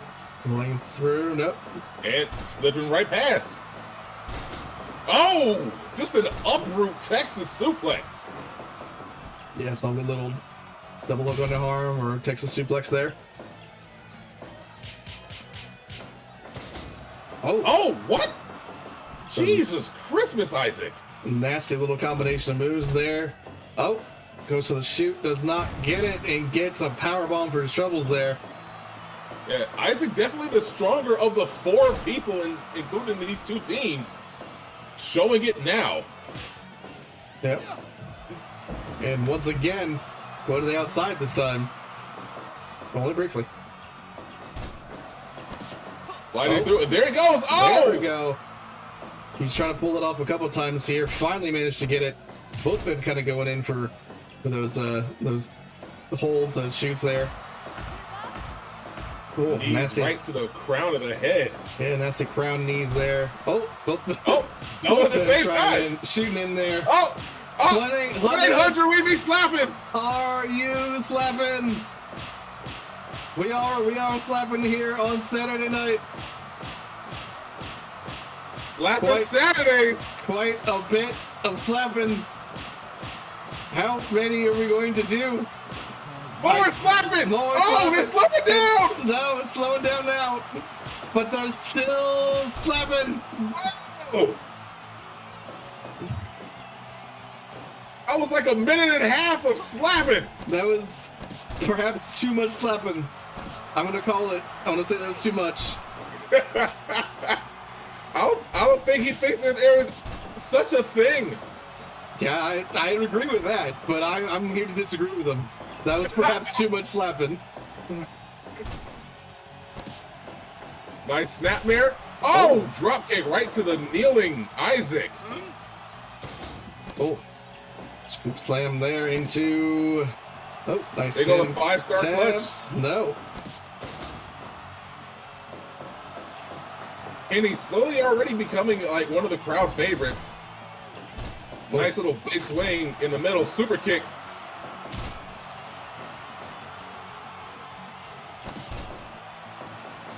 Right now, Kenny trying to use his speed to try to get the upper hand on Isaac, but man, that combination is brutal. Yeah. Nasty combination right to the face. Followed up by that drop elbow. Oh, Kenny getting on top there. Oh, rolls through. Takes the back. Deadlift. Oh! Kenny's just going and showing some surprise. We're saying that Isaac was the stronger man. I think that just proved that that all things are relative. Run off the ropes there. Wasn't sure. Don't know if he necessarily had a plan there or not. Oh, once again, roll over. Oh, messing with the leg. Nope. Counter. Lovely little these two look like they love it on the ground.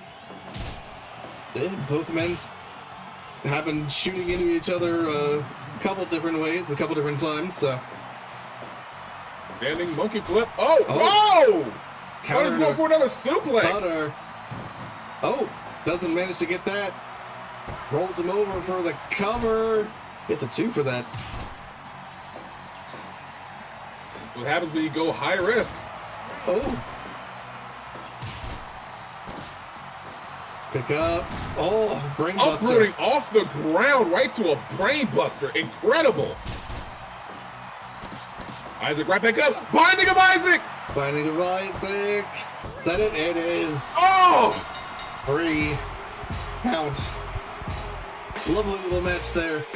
Just 11 minutes. That has been short, but there was so much that went on. Yeah, I was going to say, it's one of those things where both men there proving that they are 100% worthy of being a part of that team and worthy of going up against each other. Seconds didn't get involved. It was all nice, clean, good fun there. And fans seemed to agree with it. 80% match evaluation.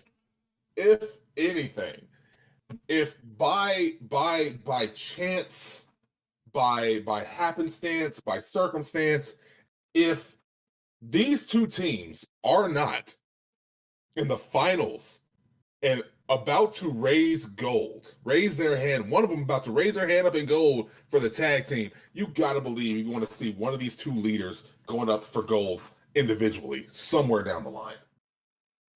Yeah, I could see it.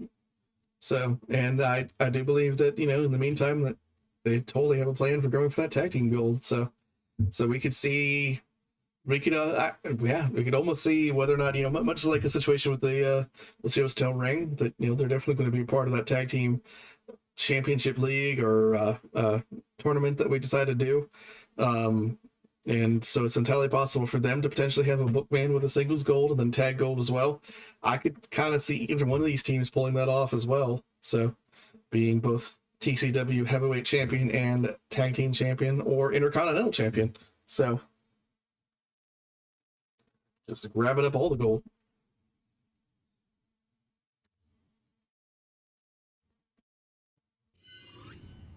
But have the next few people coming out here.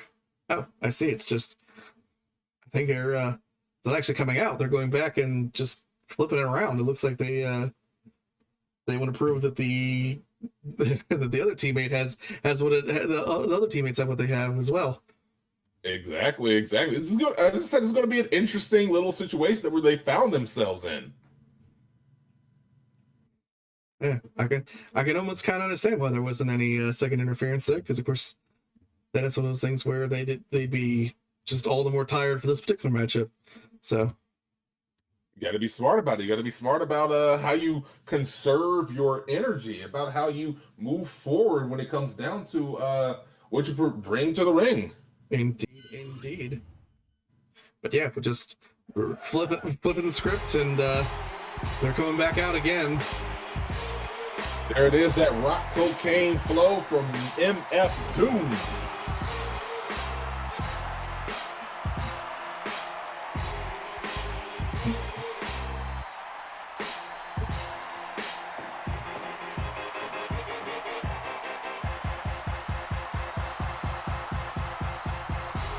Team Onyx here, of course. And once again, the Stonebreaker is coming out.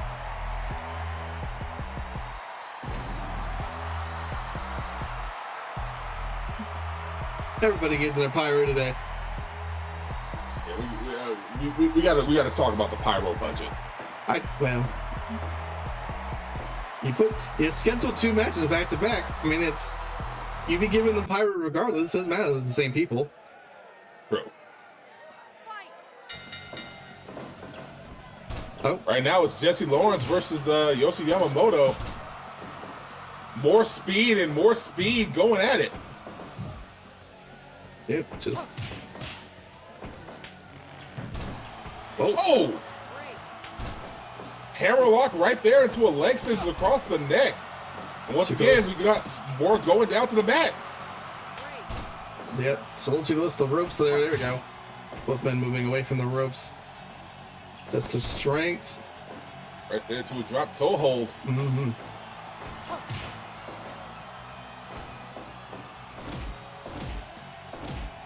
Now, Jesse Lawrence is, I guess you would call him the baby MMA guy of the oh my God. I think you resented that. Might have. Oh, missed the kick, goes right there for the standing red arrow. Oof. But yes, he's definitely is, as can already be seen, we're 3 minutes in essentially. He's definitely the speedier, but also it's not exactly like speed does not mean strength as well. Oh, true indeed. For Team Onyx. Tilt-a-whirl backbreaker. Trying a nasty little hold of his own there. Just wrapping him all kinds of up.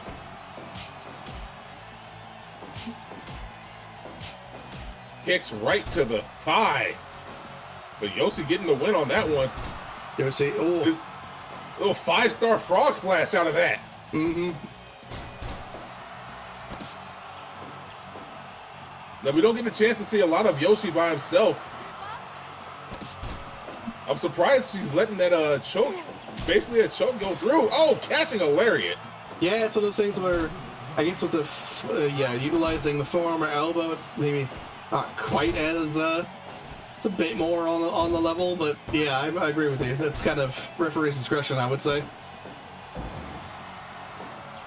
Double leg takedown from Yoshi, takes the back. Oh, gets up on the top rope. Nope. Oh. Counter. Tornado. Oh, there goes that corkscrew. You said that tornado. Oh, once again. Nope, this time just the elbow. And then back into just pain.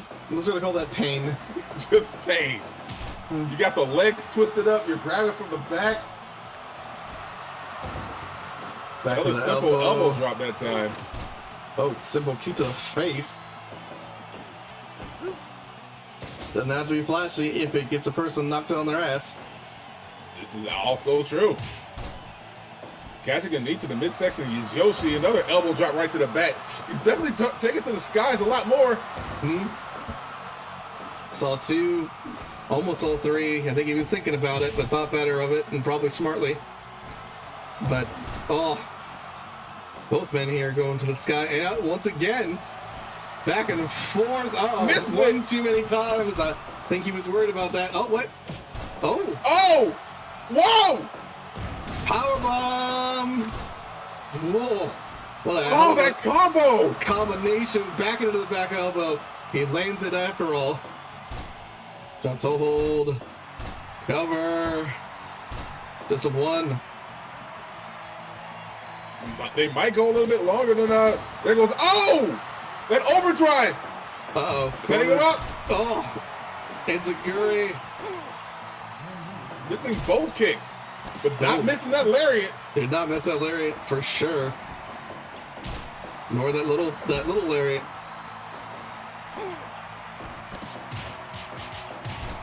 Ooh. That's a combination of blows there. Cover, near fall. Oh, a near fall out of that one. Oh. Uproot brainbuster. Right Nasty there to a jackknife cover. Jackknife cover, is that going to be it? No. Near fall. We're getting to that As I situation. These aren't long matches right now.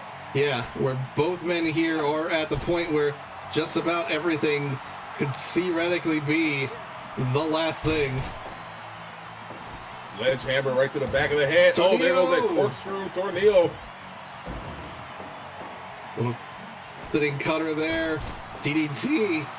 Excuse me. Oh, Superman punch right to the face. Oh, yeah. And once again, just showing off that we're getting close to the end, I think, for both these competitors. Just hitting that exhaustion point. Yoshi flexing on him right there. Another 5-star frog splash, but can he get a pin cover? Goes right there, 5-star clutch. He can. Is it going to be 3, though? No. Not even a near fall at that point. Going for another elbow. Going for number 2. Yep. Number 3. No. Nope. Thinks better of it. Goes instead for... Oh, lariat misses. Tilt-a-whirl. Oh! Tilt-a-whirl Canadian Destroyer? Oh! Or whatever it is. It got the win. It got the win. And that means we do, in fact, have a blowout for Onyx in this little rivalry of theirs. Isaac and Jesse both getting their particular victories in their particular matches. Well done to them. That was still impressive for both parties. Oh, for sure. But I don't think we necessarily had to have anything to say whether or not this was impressive or not. I mean, I already knew that Onyx and Stormbreakers both were impressive. It was a question of just who might be walking into that tag tournament that we're planning on with a sort of a leg up. And I would say Onyx, you can't really argue with it. It wasn't even a 50-50. It was just a complete 100% blowout in terms of victories here. So, and they brought in their seconds, but there was no funny business or anything, not even with the ref. So nice clean victories all the way around. Well, this is definitely going to make that tag team tournament very, very, very, very interesting. Indeed. I think we have another interesting matchup here coming up. You want to talk about what we're about to see, or do you want to let the fans kind of see it as they see it? We will. We'll let them see it. All right. We'll just have to wait until everyone gets to ringside area here, gets ready for this particular matchup. But I have a feeling that this will be one that interests those who are speculating on exactly what is happening within the TCW in a good way. Finally getting some good speculations instead. But although I guess one person in this was called out by name by Zane, but thankfully not the person actually competing. So thank goodness. Yeah, I don't think I could handle that. Yeah. So I don't know. Hopefully he doesn't come out again, but I have a feeling with the type of talents in the ring, I kind of would say he might meet his match if he does. So let's just get right to it, and you'll see exactly what I mean.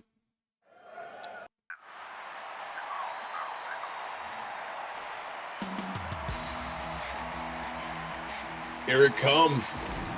66.666 continuous percent of the Exalted is coming out right here. We just say 2/3, but okay. I like my numbers.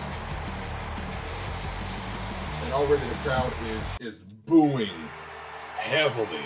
Well, because even if they aren't part of Zane's crew or whatever, you still have Lyndsay on their team. I mean, we all but know what happened there. But this is what I was talking about. We have two members, one with the gold, Kam'Ron Chapman, of course, amongst them. The world champ out here. We have been speculating about whether or not Get Money Inc. is back.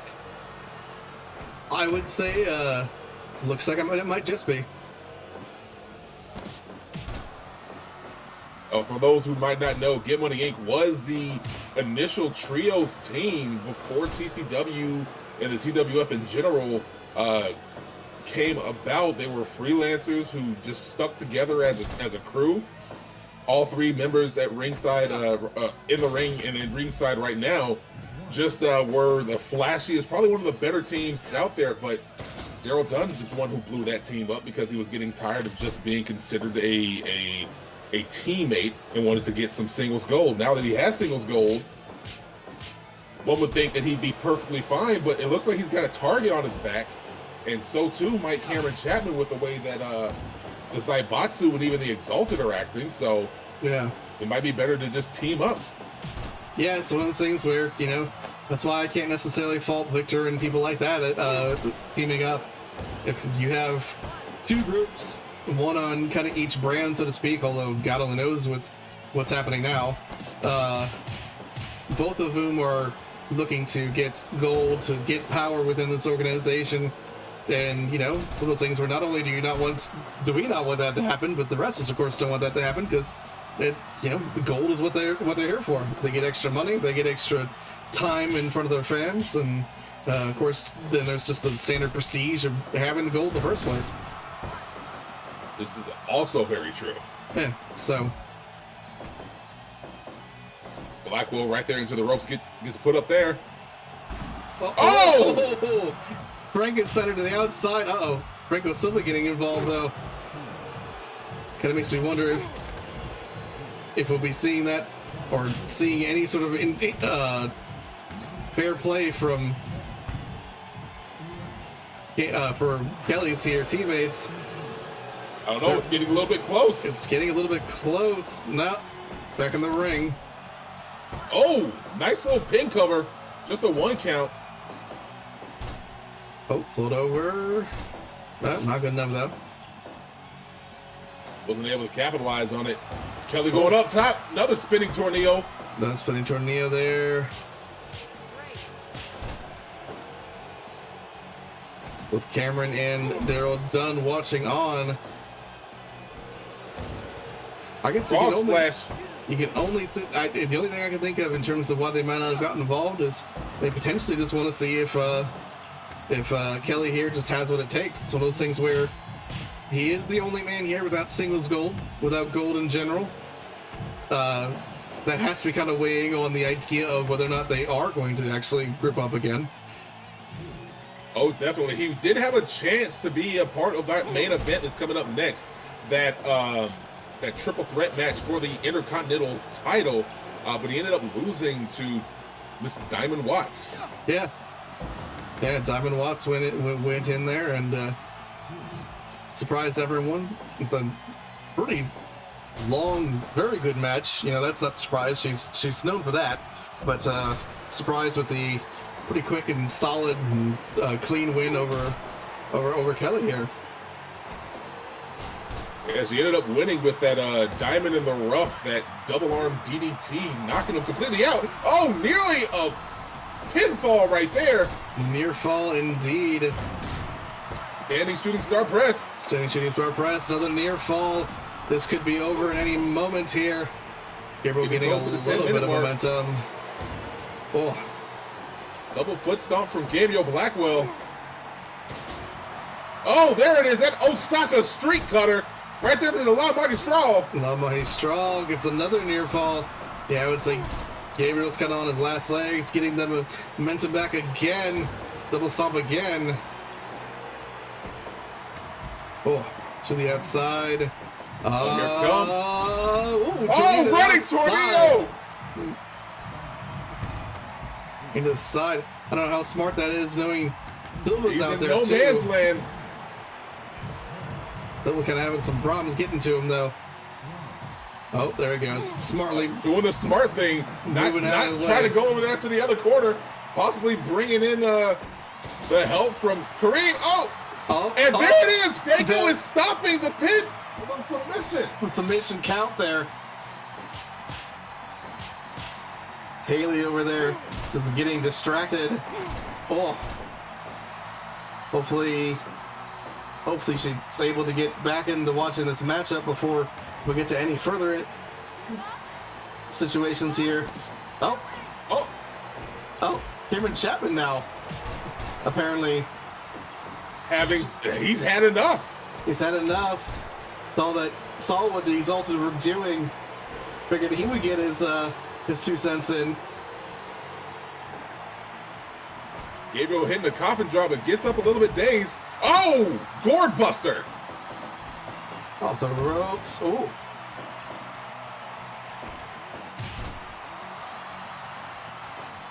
He goes right there with the taunt, standing moonsault. 1, 2. And we're back to just jaw-jacking. Getting close to the 15-minute mark. Oh. But again, notice that they are not getting involved. Yeah, the only thing they've gotten involved with so far is complain about the Exalted strategy over there. Cameron playing to the crowd a little bit, but other than that, and also, of course, Franco Silva's involvement just made it so that his man over here had more time outside to get beat. I don't know, it might have backfired a little bit. It might have 10 seconds. Although now this is a 20 count. Gabriel Blackwell is definitely bringing it back to him. Oh. Right into the corner. Again. Too close to the ropes, though, with that submission. Yep. Driving knees and then a double foot stomp right to the small of the back. Going to get it again. Yep. Going to get it again. And again, maybe. One more time. One more time. Oh, no. Oh, missed that third. Gabriel Third time was not the charm. No. Just working those knees into him again. We're gonna go. He got that third off after all. And 4. And 4. Wanna get it? And 5. Oh. Kareem Kelly been taking a lot of damage. 6. Another 6. He's just does not want that man to get back up. I can't blame him, but and 7. This is getting a little ridiculous. And coffin drop, missed it. Goes for something different. Maybe you overheard me. Pays for it. Another Osaka street cutter. This time he's got enough time. Low bucket straw. 1, right on the center 2. of the mat. Yep. All the stomps in the world can't keep you from that.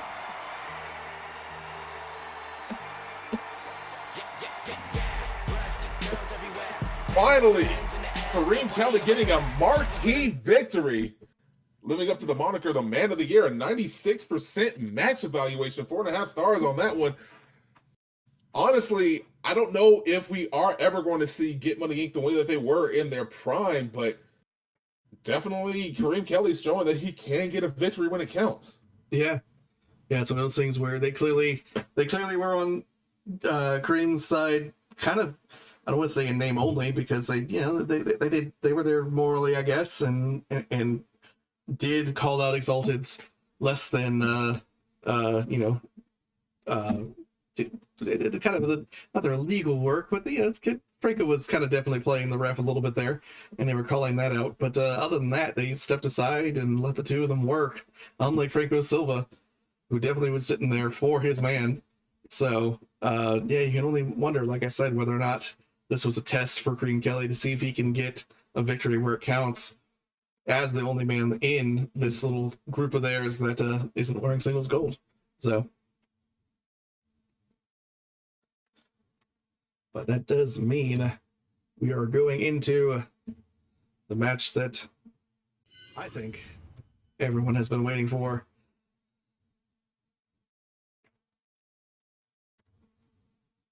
The ultimate match. Time for the main event. Indeed. First to a fall, 3-way triple threat for a brand new title, the TCW Intercontinental title. It is going to be an interesting one, to be certain. Donovan Watts, Martin Valentine, Prince Rivera, all three having earned that spot last week in individual competition. And one of them will be walking away with a new fancy gold belt around their waist. New belt. Shiny new belt. Hey, shiny new belt. Sing it for us. It's a shiny new belt. I'm ready for this. I don't think you understand how much work we put into this. Into that song or into that belt? Belt. Okay. Just the belt. Just the belt. All right. Well.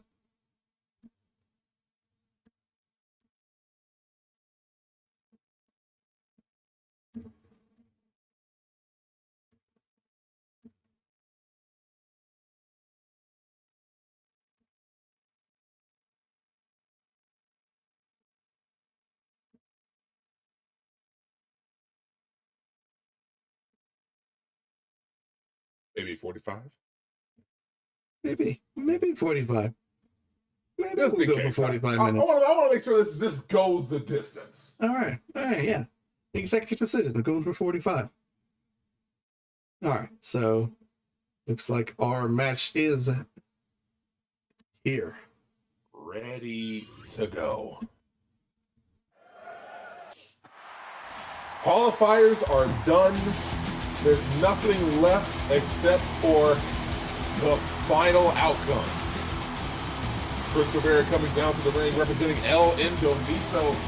We still don't know where he stands on the law of good and evil with this. Yeah, it's one of those things where the man who beat Sapp in the league, he definitely got some fan support from that, but kind of, I guess it's much like Daniel and in True over on the OWO. I don't think he's really changed as a person so much as he's changed who he's going after. And, you know, hey, if a bad guy is going after a worse guy, you know, he's going to end up cheered. I mean, this is very true. And here comes Martin Valentine after Diamond Watts already came on out, won her qualifier against, again, the man who won the match prior in Kareem Kelly. Now here comes Martin Valentine, who put a stop to Fiona's attempt at the IC title, basically being the gatekeeper. For both that Intercontinental title match here. Now this is going to be chaotic, but not nearly as chaotic as some of our other multi-person matches that we've had.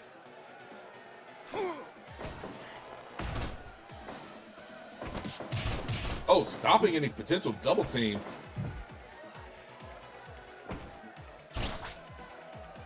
Also, I believe we have some new background music going down for this particular match. We do. I figured it deserved a change up. It's a title match.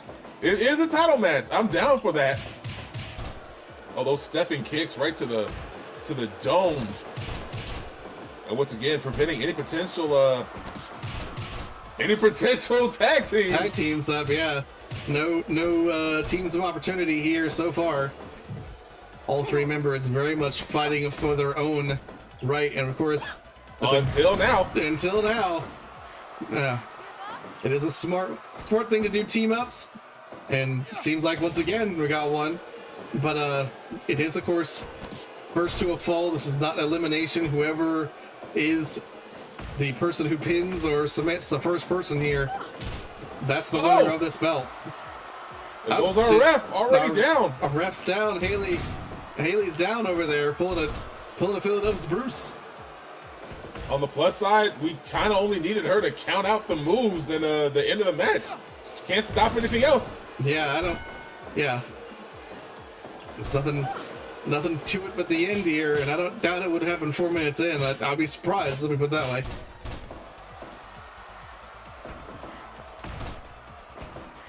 Diamond winning that exchange and then losing a little bit. Oh! Getting helped out from Martin Valentine with that low drop kick. Just a 1 count there from Watts. Cover. Just a 1 again. We're, I think, kind of realizing it wasn't going to go more than 1 and letting it happen. Oh. Nice DDT. Rivera being kind of shoved together by Watts. I mean, honestly, it's one of the smarter things that you can do. Try to keep all of your people right in front of you in one position. Like, we want to avoid their attention in terms of them focusing on you, but at the same time, you want to find a way to make sure that nobody can get behind you. Yeah. So many super kicks. Oh. Martin stopping that one. Kicks for days. For everyone involved. Kicks for days. Oh, throwing Martin into the ring there. I think just kind of to get him out of the way, if nothing else. Oh. Uh-oh. Throwing him down here. What's the say? No, not me. Go for it, though. Oh! A little last second. Rivera, you slimy son of a bitch. Yeah, that was kind of slimy. Martin letting that one go for some reason. I think, yeah, once again, just kind of realizing that the more that you can be put down, like we said, even if it's not a 3 count, if it's a 2 count, you still have to kick out. It's still a move on an opponent, essentially. Oh, true indeed. There goes that spinning screw kick, sending Prince Rivera down to the ground. Oh, back up, though. He's fighting all comers this time. DDT on Martin Valentine. Martin getting dragged every which way but loose. As they playing tug of war with Martin there. Oh, Martin slyly getting out of dodge. There goes that Green Bay plunge. Oh, so if you're from the UK, would that be the Emerald Isle plunge? Are you insinuating that Minnesota is the same as Ireland? I don't know. I don't think you'll find that's the case. Oh! avoiding potentially falling for the fall of man. With a nice little eye poke there. Not exactly the most legal of maneuvers, but definitely an intelligent maneuver from Diamond Watts. Indeed. Make sure that you don't get yourself caught in any trouble. Oh, I don't know who got the most out of that one. Looked almost like a attempt at a total elimination there. I don't know if it was effective, but it worked.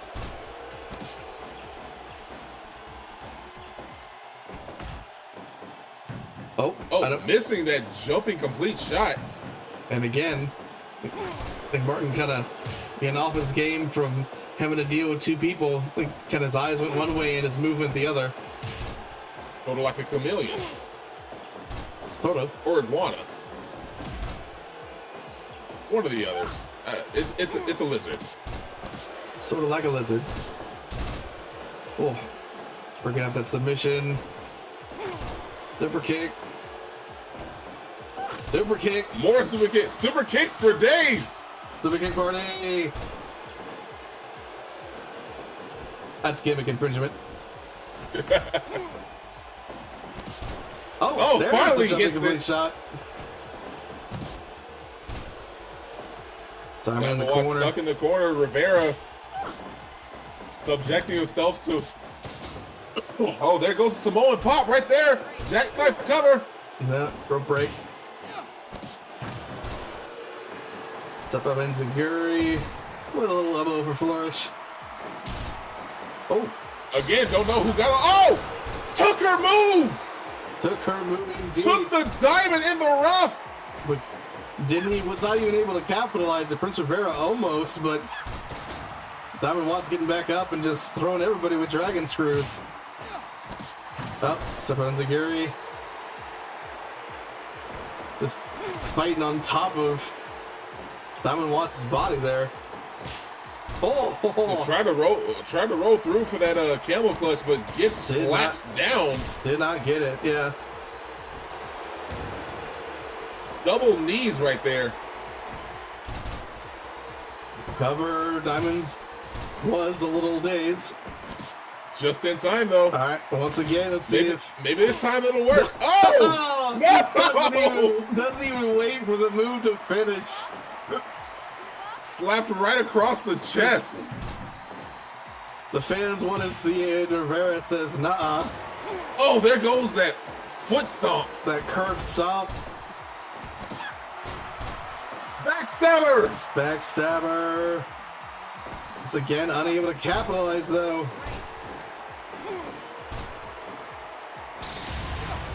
Once again, stealing her move. Diamond in the rough again and unable to capitalize again. As it seems like the only person who hasn't hit her move is her. Yeah. And yet, kind of telling that it doesn't even seem to really matter all that much. Oh, uh-oh. And Severa getting in the way of whatever that was going to be. The running nothing. Oh! Basically jumped over Diamond Watts just to hit that shotgun drop kick on Martin Valentine.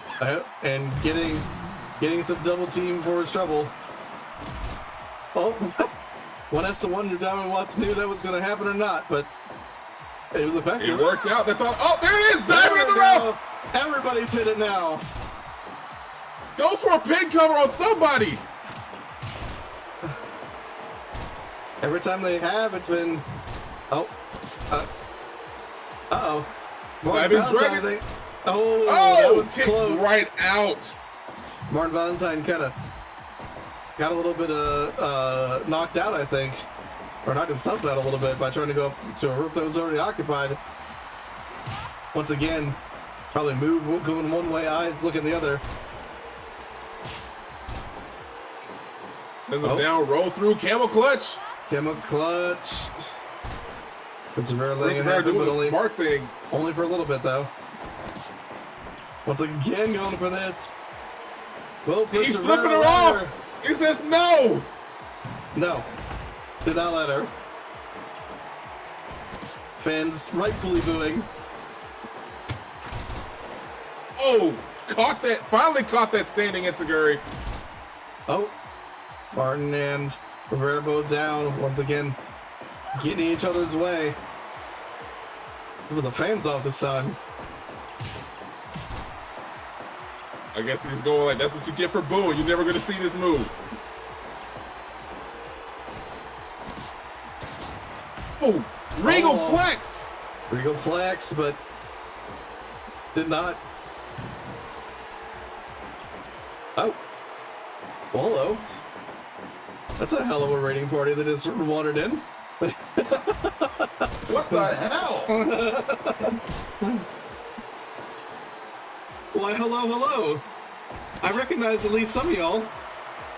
That's a huge one. I know New Legacy Slip. Andy. Oh wait, Andy plays. Is that one half of excuse me. The other, yeah, it's one of the wrestling group that I've been watching and liked and called out last on Wednesday. Well, there we go. Now we get to see the rest of this main event for the Intercontinental Championship. Yeah, New Legacy. But I was thinking, oh, of course, I get rated by him and I can't remember his fucking name. Hold on. Jesus Christmas. Now I need it. Now I need to do it, if only because I'm. Whole World Wrestling, that's it. Good lord. I should have known that off the top. I apologize. But yeah, no, thanks. I'm glad to see you back here, and I hope that you got at least a few people on Wednesday. We decided to move ours to Saturday for a couple reasons. Yeah. But we are normally here on Wednesdays doing our whole Wednesday Night Wars. For those who just joined us, I'll explain a little bit about who we are, what we do, because there's a hell of a lot of you. And the match is finished. Diamond Watts gets the win! Diamond Watts gets the win. And the TCW Intercontinental title. Prince Rivera definitely not enjoying that, though. Thinking that was supposed to be his match. Lots of things going on at once. But, let me start with just the matchup here. Diamond Watts winning the TCW Intercontinental title. The inaugural champion for that title, just revealed. Last week they had the qualifiers for it. This time we had our first victory. But to continue my thought for who we are and what we do here, we are TWF here. My name is Comrade Husky Gaming. I'm here with Keel Kaiju. You should go and follow him as well on Twitch. But what we do here is normally on Wednesdays, we both play basically our own individual wrestling federation, so to speak. The overall wrestling federation is TWF, the Titan Wrestling Federation. I have OWO, or the Online Wrestling Organization, and he's TCW, the Titan Championship Wrestling. Basically, we play, I guess the best way to call it is we are the kind of Raw and SmackDown to the TWF. So we go through each week and have about normally around 6 matches for our individual organizations, and all of our wrestlers are in fact creator wrestlers of our own designs. So you will not see, unfortunately, if what you're here for is real life wrestlers fighting in Fire Pro. That is not how we do things. But we have wrestlers that we have made from things like our friends coming in and coming up with ideas and things like that. And we have been playing through kind of our own storylines and things like that. Should be pretty, if you all watch, as I'm sure you do, considering you rated from us, Whole World Wrestling, it's a very similar idea. That's the reason why I shouted them out on Wednesday. I figured any one of our fans would like that as well. And of course, if any fans here or any of our fans are still here, go and follow Whole World Wrestling because they are awesome. And I've been a huge fan also of New Legacy for a long time. I've been watching them since the Justin TV days, if you can believe it. So it's awesome to see some of you guys in my chat right now as well. So very honored. You did catch us kind of right towards the end of our broadcast, but we can definitely keep going for at least a little bit here, if only because, well, damn, I can't really argue with 100 some odd people coming in to watch me, so I know, right? So we can put on a little bit more of a show here than we normally would. We've gone through kind of our 6 and 6, but we'll do some extra kind of matches here for you all so that you can see kind of what we're about. But does mean we'll be going for a short break just to kind of come up with those matches for you. So stick with us. We'll be right back.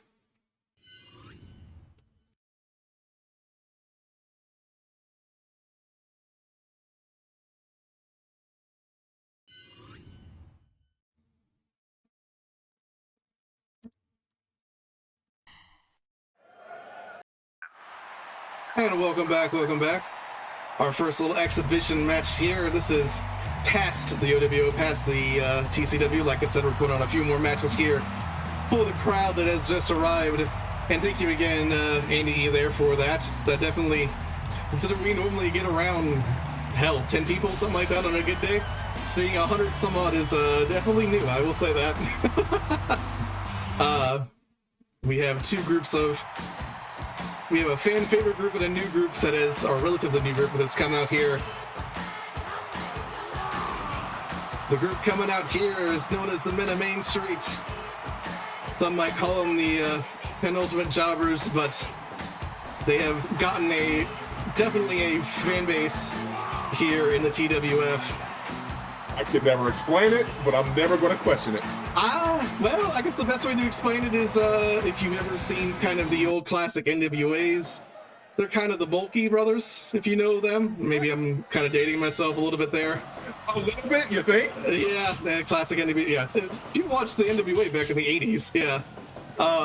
But the kind of wrestlers that always put on a good show, even though, well, I guess you kind of see how they're all about.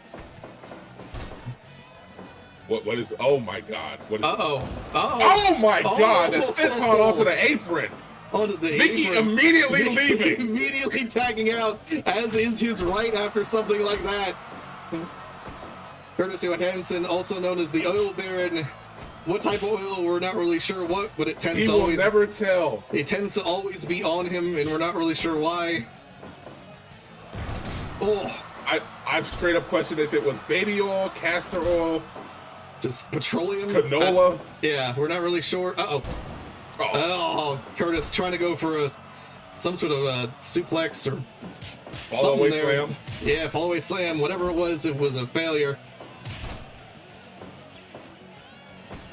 It might be olive oil. You're absolutely right, Makaze. Yeah, it could be.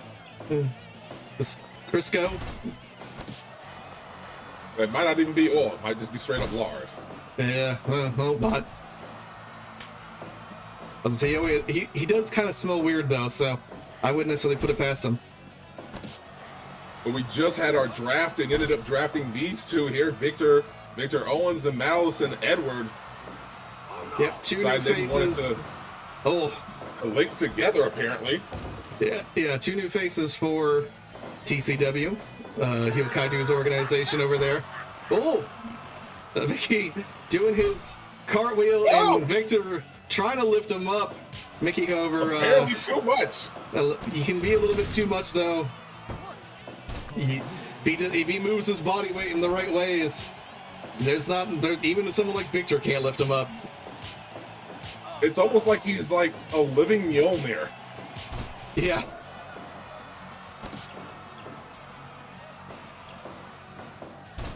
Madison winning that little exchange, and Mickey once again leaving. I think he's a little bit afraid of what happened the last time he went up against Victor. Yeah, that's for some context for those new people watching. The last time Mickey was in the ring with Victor Owens, the match went something like 4 minutes. It was a little bit of a slaughter, to the point where more than a few of our fans made sure to let Mr. Heel Kaiju over here know that that probably shouldn't happen again. Well, this was not my fault this time. Yeah, this was one of those things where, well, it was a combination of our suggestions here. The Men of Main Street, of course, seeing the size of the crowd, wanted to come out here and show off what they're good for. Well, can't hold him. Once again, can't hold him. Mickey coming in for the assist. I'm surprised he wants to come out, and he immediately leaves. And he's immediately out again, yeah. Yeah, I think I refuse to face this man. Yeah. Luckily for him, he tags out. He tags out. Uh-oh. Unlucky for him, he's still tossing him around. Oh, missed the boot. Did he busted her open? I think he did. With the heel of his boot over there. That damn loaded boot. Oh. Soup bones. Soup bones from Mickey. Throw him into the corner. Uh-oh. Oh no, indeed. getting dropped out into no man's Very land. delayed escape from the ring.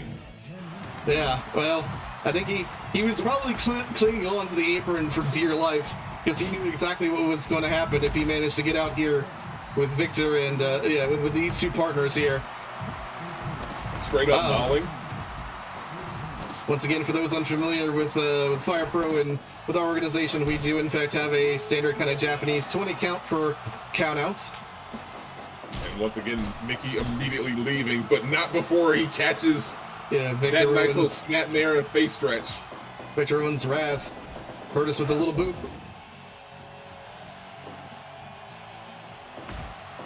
Oh, that's those striking elbows. That's a little less than or a little more than a boop. Oh, but he got a boot He now. got the boot. Went from boot to boot. I don't think Viktor appreciated that one at all. And he certainly didn't. He didn't. Cover Shoots the half. No. Mickey doing this, saving the day. Fighting off all comers. And honestly, Curtis, I can't tell who. Oh yeah, Curtis is definitely busted open. Yeah, Curtis is busted open now too. Oh, using Viktor Owens as a weapon against Curtis. Uh-oh. Mickey may be a little bit too big for Viktor sometimes, but the same can be said for Viktor. He's a pretty large dude. Incredibly large. Oh, Mongolian chop right there sends him down though. Surprised he was able to get some of that. Back and forth. Well, both of them back up around the same time. Oh, Mickey just kicking him off. Mickey kicking him off, and just a 1 count though. Oh, a simple standing shotgun drop kick right to the back. Into the Mongolian chop. And tagging out. Very smart on Mickey's behalf. He be slapping. Oh, he be slapping. Not quite the 1-800-RU slapping that we saw earlier tonight from Isaac, but still some nice slaps. Very smart getting out of the ring. Once again, that damn just loaded once again boot. Loaded boot, though. Getting a double knee buster for his troubles. Single leg, and it's that's it. over. Both men of the main street doing their best. But on the plus side, nobody died. Nobody died. 16-minute match. It was definitely a longer match than the first one. You could definitely say that. Although I think I've seen longer people, I've waited longer for meals than the first match between Viktor and Mickey Cornstarch. So I've seen longer people. Well, that too. Good match all around. Put that on the board here. Whoa. I mean, with the much larger crowd, the aggregate score would drop just a little bit when it comes down to them in the main street because they have yet to understand the appeal. Of course. Yeah, Mickey is very much an acquired taste, and of course he didn't even go for the Main Street Grand Slam. So how good of a match could it really be? So. Hey. Honestly, it still pales in comparison to that one time he got off 3 Main Street Grand Slams in one match. Yes. And again, for the new people, that is in fact his finisher. He goes for the choke slam. It doesn't always work out for him. So whenever it does, it's one of those things where it tends to be an ordeal. Let's just put it that way. It's all pomp, all circumstance, and all cheers. Yes. Death Machine, yes, we do some death matches. Would you like to see one? Because we can definitely do one. We have some people that we can put in for you to do that.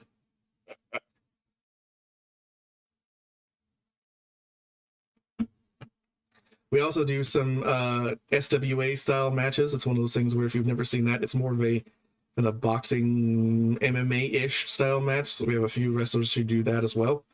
So we can showcase. Yeah, we can showcase a death match first, and then might finish it off. SWA, and then our final champion versus champion. Yeah, I think it's a good 4-match lineup there. That's a good taster for what we normally do. So yeah. Let's do a death match next. Once again, I'll be going to our waiting screen while we get that set up for you all. So be just right back.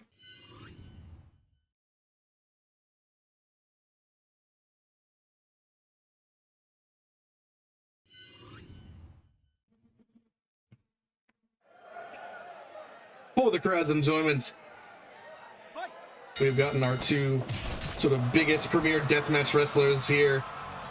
Y'all wanted blood, we're giving you blood. We're giving you blood. In the ring right here, in the mask, is Rey de Fuego, his partner, but also sometimes rival there, Katsuyo Kubo in the paint. Both already bloody. Yes. Both are already busted open. Notorious deathmatch wrestlers. They're this is kind of their arena, so to speak, so there should be nothing new to them. Super kick right there, already to a jackknife cover, onto the fork. Onto the fork. The most dangerous of weapons. Rey de Fuego telling him to go fork himself. If that doesn't lose you some followers, I don't know what will. Yeah, just go unfollow Kaiju for that joke. Don't unfollow me. Yeah, come to my channel, follow me, and then give me an unfollow. Yeah, just follow him, make him feel happy that he got the follow, and then unfollow him immediately. Yeah. Oh, dropping one fork to grab another. Right to the lower back. Oh, and the return though. Fork to the crotch region. Good thing this is a no DQ. A very diplomatic answer, crotch region. Crotch region, yeah. And there goes the Fuego, which is part of his namesake. Yep. Yep, the Fuego with the fire. Fuego with the Fuego. No, keep going. Keep going. Keep going. My chin's right here. Come on. Yeah. Yeah. That's Kuma for you.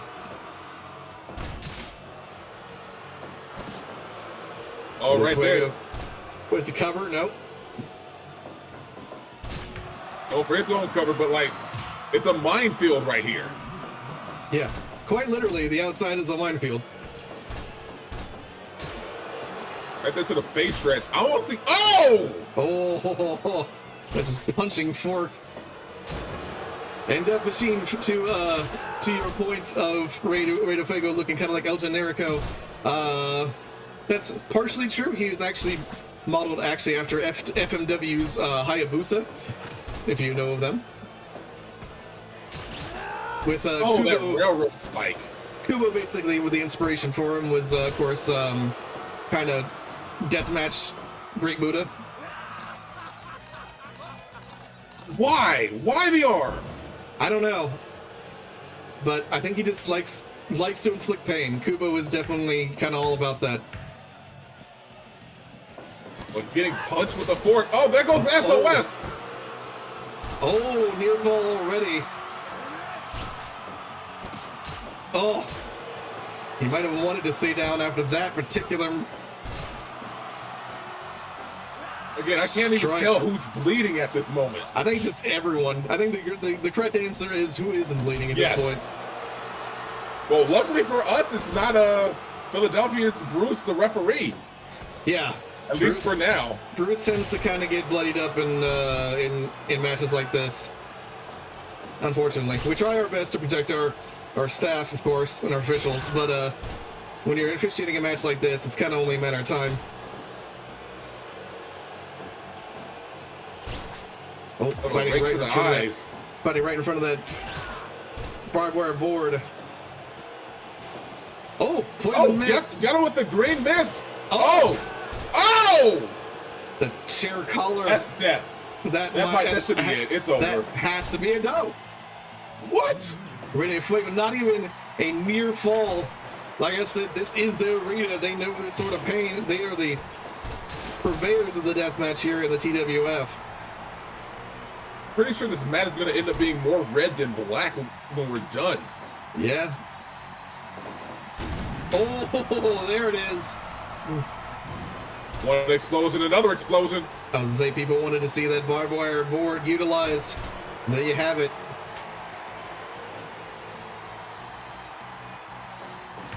Oh, try to go for the fork, got that iron claw as a reciprocation. Oh. Knocked right into that. That's a leg sweep. Kane, though.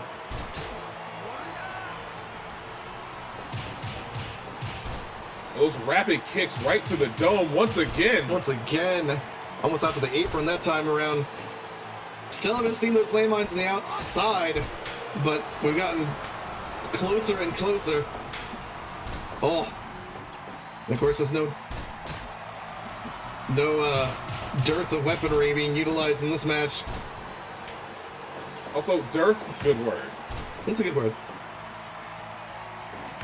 Oh!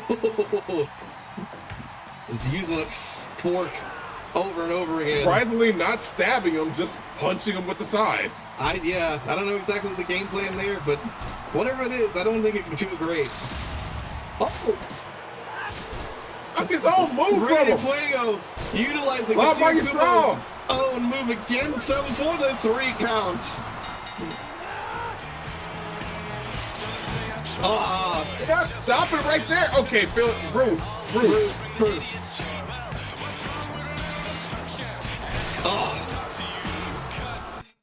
Yeah, well, we'll have to get some of those. We'll have to get some of those young kaiju out there to get them split up here.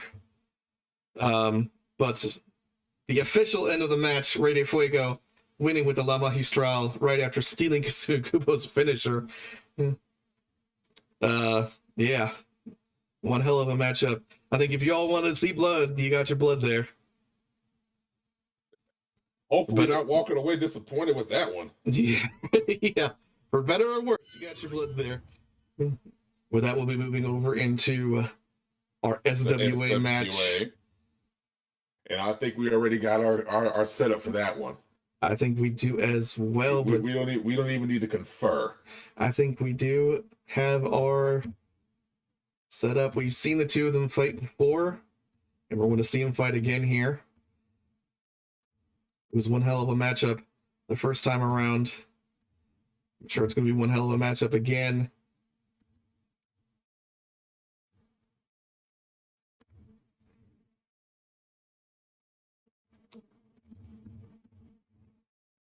There you go. Once I found him. It took you a minute. All right, everything's set up here. Go back to our ring cam. Oh, what? Oh, wait. Hold on. Sometimes this happens. I apologize. Sometimes this happens. I'm running modded Fire Pro. Sometimes when you do too many fancy matches back to back, it tends to screw with it. So I'm going to have to restart. I apologize. We'll be right back. Don't worry, we'll just vamp for you. We'll just talk about that last match and how it was super bloody and fun. Incredibly bloody, incredibly fun. But as we said, we do make a lot of these characters, some of them modeled after our friends' ideas. Mm-hmm. Or if you're just like me, you already had like a 60+ member WWE 2K roster that you kept porting over meticulously year after year, but just stopped at 20 because frick that game.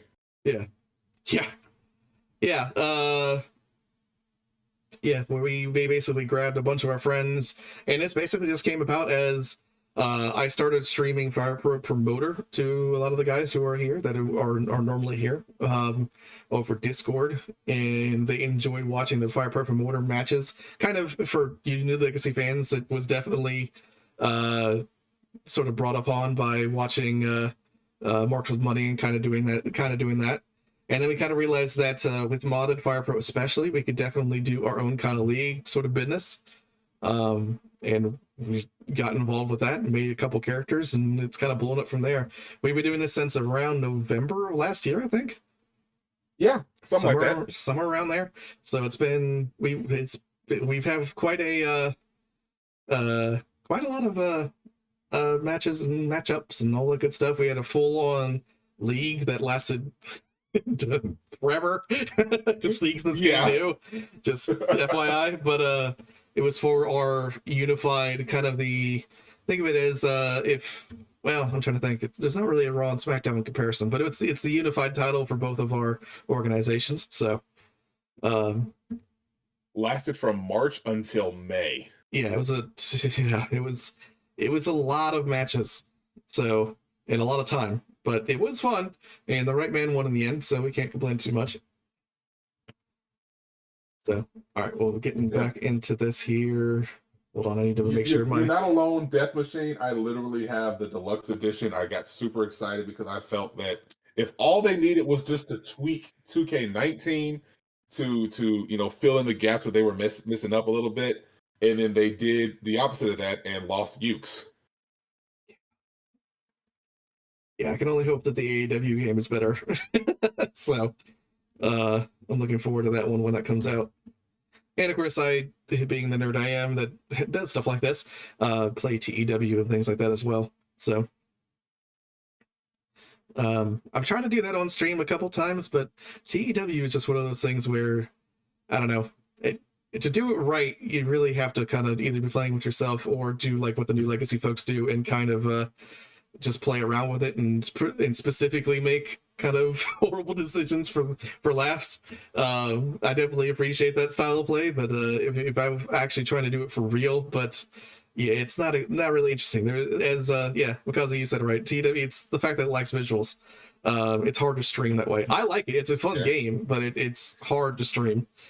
Well, I mean, I think you kind of like to have a crew that you do it with, so you could tell some stories, and keep it going right there to keep it interesting. Yeah, because basically it's very storytelling based. Oh yeah, very much so. That. Yeah, you kind of do your own storytelling with there, or you're not doing it at all. So, but also when it came to arenas, I thought I saw Full Sail. Can I see the venues real quick? Yeah, Full Sail's in there. We can do. I gotta see that. I gotta see that. Yeah. We can do a match. Where'd you get that? That's actually it's basically just renames of the arenas that are actually in the game already. Okay. So it's one of the smaller ones, but all right. We are back here. Hopefully this time around the right people come out. And that my card does this. There we go. Oh, I love it.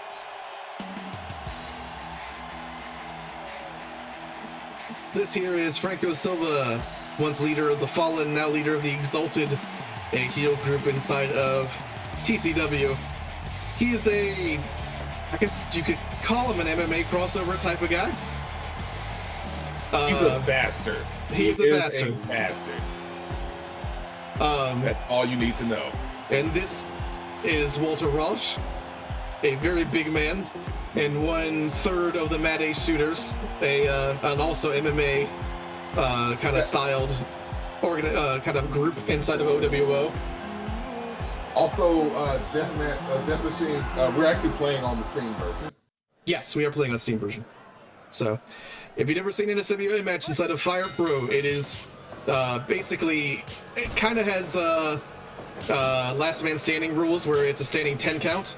There are 4 of those possible before it's a TKO. It is otherwise 3, in our case, 3 10-minute rounds. And as you'll see, it's a lot more wrestling. Strike heavy. Yes, there's no rope breaks. Straight up no wrestling. Yeah, there's no rope breaks. There's no DQs. So it's one of those things where closed fists are legal, chokes are legal. It's very much Pride/Pond Race, if you've ever seen either one of those in real life. No, we're playing on Steam. Yeah, so, the only one that you can actually mod in terms of the actual modded version is Steam.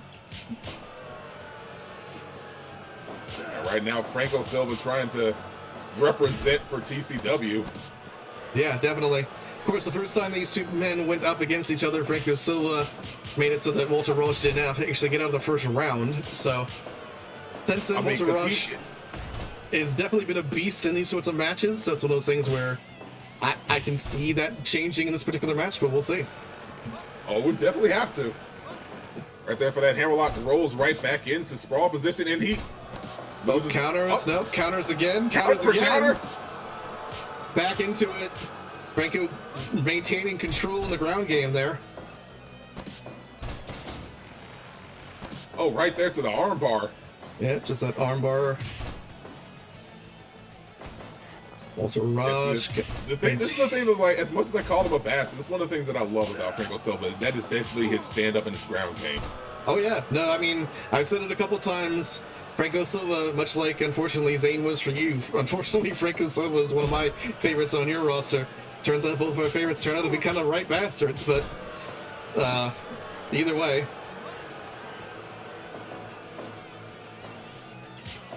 Oh, finally gets that nice jab in. Yeah, a couple jabs. You gotta get some more combinations going. Yeah, he's maintaining control, but he's doing a lot of kind of maneuvering and stuff like that. He's not putting in quite enough strikes.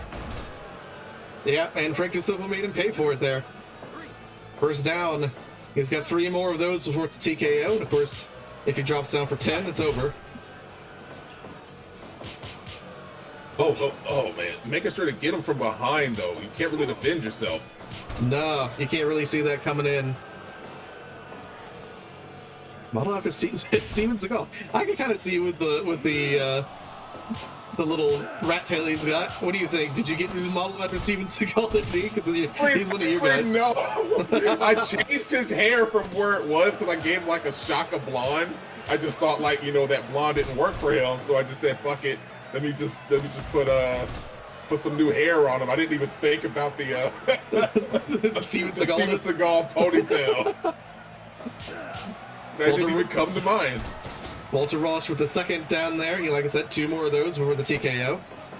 About 2 more minutes in the first round. The first round, though. Yeah. Oh, well, something like that's going to make that harder. This might be it, though. It might be it. No. Walter Rasch surviving. 1 minute left. Throwing it back in. Like I said, no rope breaks here. So he's in it until he can get out of it. Oh! Walter Rasch finally just putting it to him. Silva's not getting up! Silva's not getting up. 9 minutes. Saved. Slightly saved by the bell. Yeah. Walter Rasch finally putting in his power move there against Franco Silva.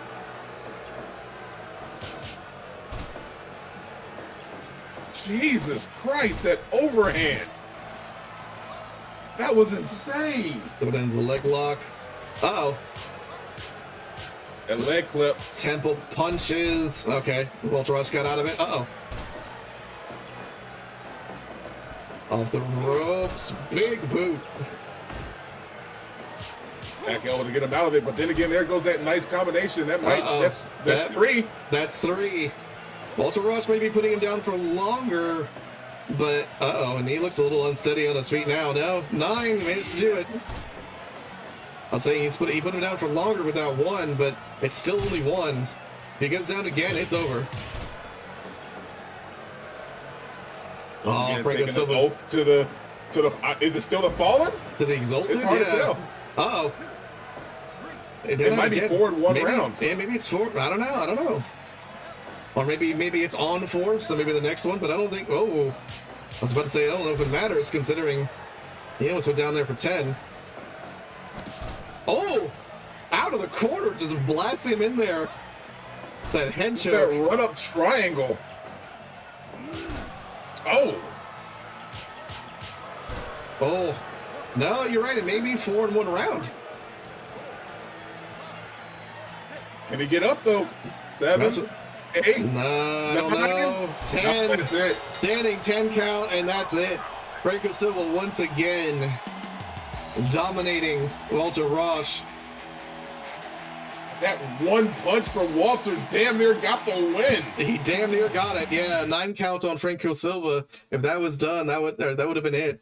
But unfortunately, no. I think that little break in between rounds there saved Franco Silva from a pretty quick first round defeat, sorry. But it managed to sneak in that victory in the second round with a KO. Well done to both of them. Walter Rasch 2-0 against Franco Silva, but I think he's going to be just fine. Considering, like I said, that right hand punch damn near knocked his block off, so. All right. We got time for 1 more. Yeah, we got time for 1 more for you all, and we're going to make it a doozy for you. We had this planned from the beginning of what we said here. While you setting that up, do you guys like championships? You like champions. Yeah. As we figure, with a situation like this, we're going to throw an exhibition match for the ages here. We're going to throw both of our individual champions, basically the Raw champion versus the SmackDown champion, so to speak, if you want to do a real-life version of that, inside of a cage match.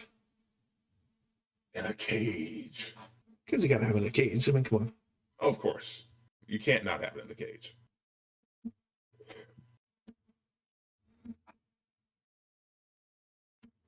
Of course, fortunately, you can't do double championships inside of Fire Pro, so it will not be for champion, sadly.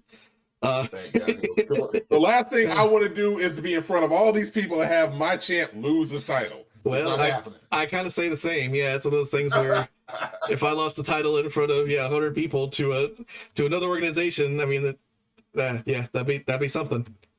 All right, just double checking my mod pack here, double checking the rule set here, making sure everything is copacetic. Let's even go a little bit further. We'll do no rope breaks, no DQs. No escape. No escape. It's a normal matchup. So it's not escape the cage. It just happens to take place in the cage. Just happens to take place in the cage. Make sure everything's good here. Honestly, Sami Callihan would be a good addition to one of our groups. Yeah. Sami Callihan, someone modeled after that, yeah.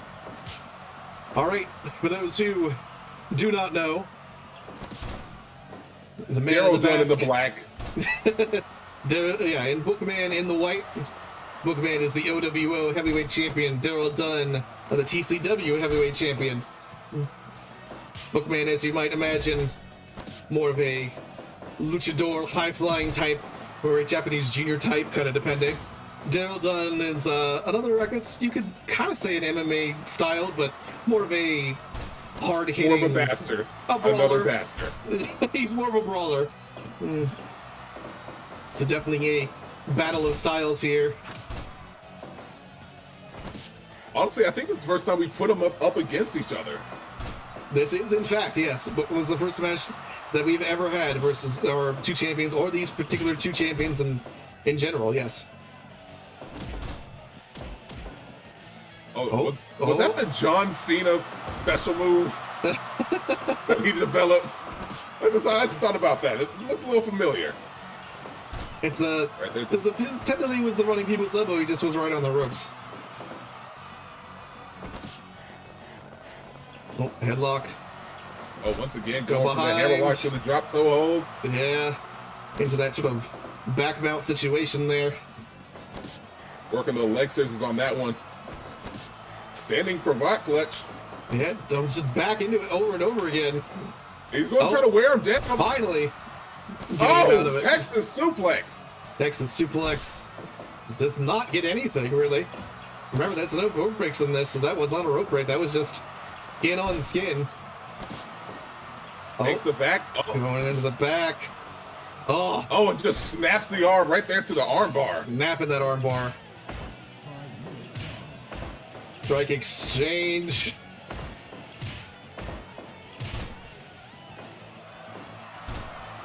Takes it. Rolls through. Rolls through. Slide. Right there to the back slide. No, still just skin on skin. Once again, we are going for 45 minutes. Yes, we are going for 45 minutes. Normally in our matchups, both in OWO and TCW, we do 30-minute time limits for our matches, except in exceptional circumstances. And we do not do draws. This is definitely one. Yeah, we do not do draws. We go to a judge's decision if the 30 minutes is reached. So we always have a victor. Whether or not it's always who the fans think is the correct person, that's not always. But there's always a victor on the board. Oh my God! Simple Shote. This is running Shote. Going back into that figure four. Tries once again to go for the headlock. Goes for the cover. Look at the leg. Finally getting a one, yeah. Kind of wild to say finally getting a one, but considering the last couple times have been skin on skin.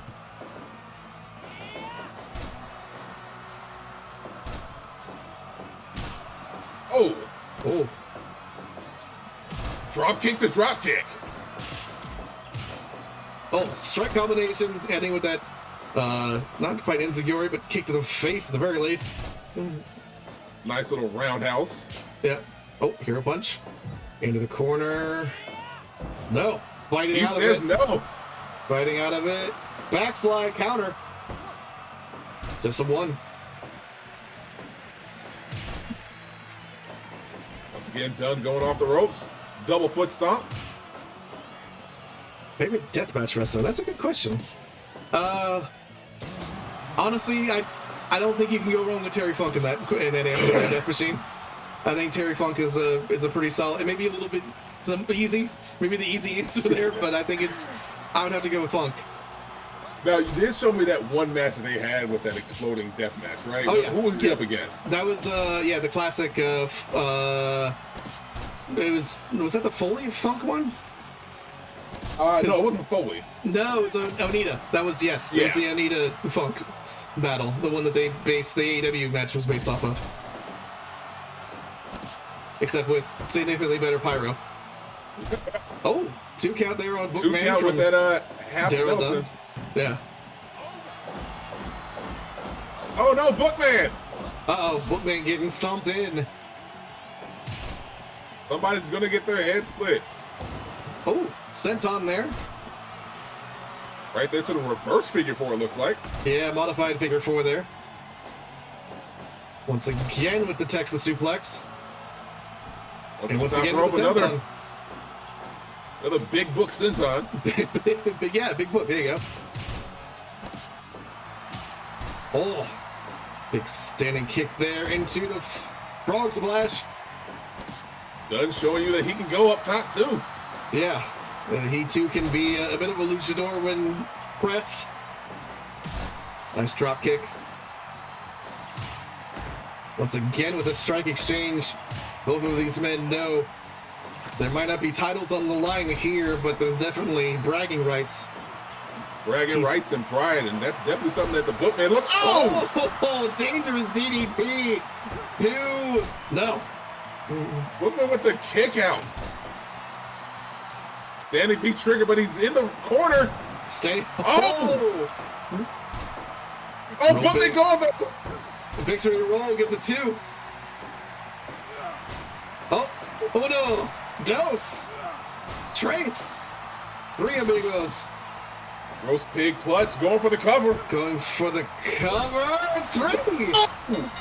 15 minutes into the surprise.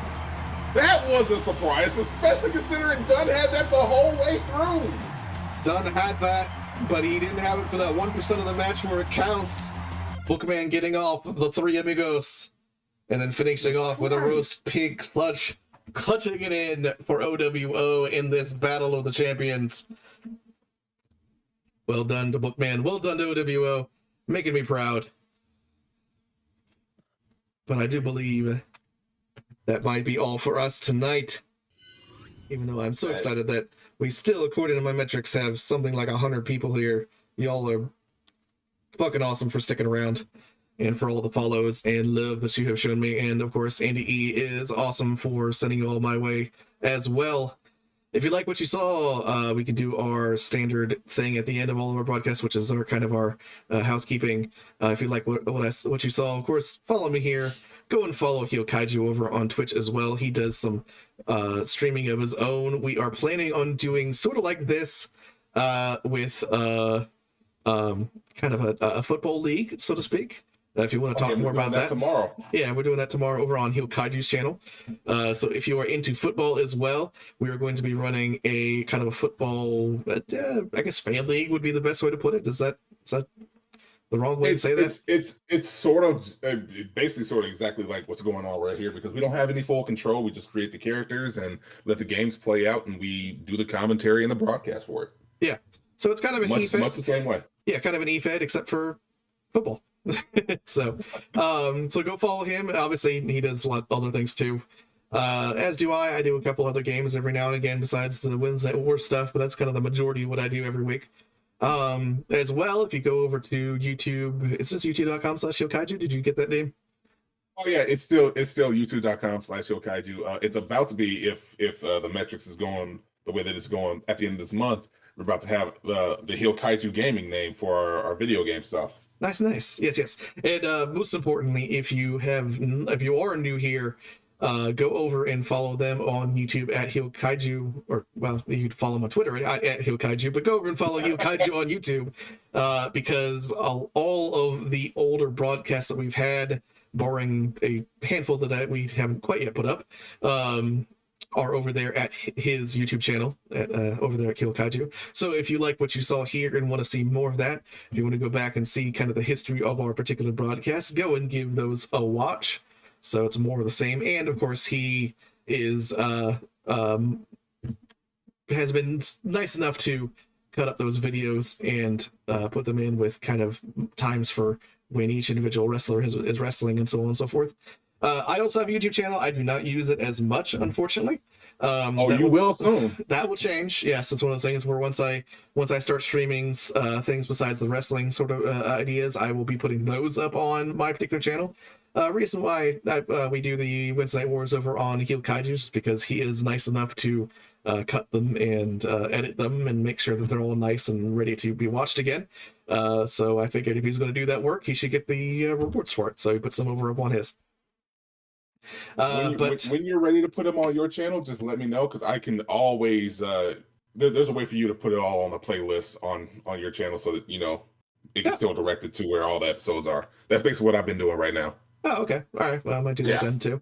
But Kaiju, can you put your you may not be able to make it a link, but can you at least sort of send it in the... Well, I'm a mod. I might be able to. Oh yeah, you are. Yeah, you are. You're a mod, so you might be. You may have that power. I may have invested that power in you. Go. I did. Okay, good. Yeah, so go follow him over there at youtube.com/HillKaiju, and that's where you can also see the playlist of former Wednesday Night War broadcasts if you are so interested. Like I said, follow me. We do come around 10 p.m. normally Eastern time on Wednesdays is around where we normally start. It kind of varies, but that's about normally when we do so. So if you liked what you saw here, come back and join us. We here on next Wednesday for more action. It should be an interesting one. We have some storylines going on that you all, well, majority of you, unfortunately, probably missed. But like I said, if that interests you, if what you saw here was cool, more of it will happen on Wednesday. I think that just about covers our normal spiels. D, did I miss anything? I can't think of anything else.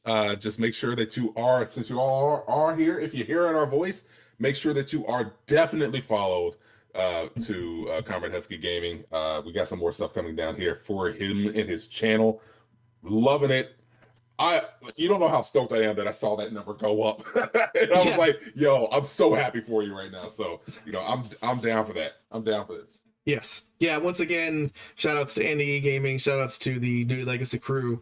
Like I said, I've been a fan of both of those people for so long, so it's one of those things where even if it was two people, I'd be stoked to say New Legacy coming on over. So, and of course, honestly, it's one of those things where I don't expect anything from this, so anytime anyone comes in and seems to like what we do, I go, oh, neat, cool, all right, we have an audience.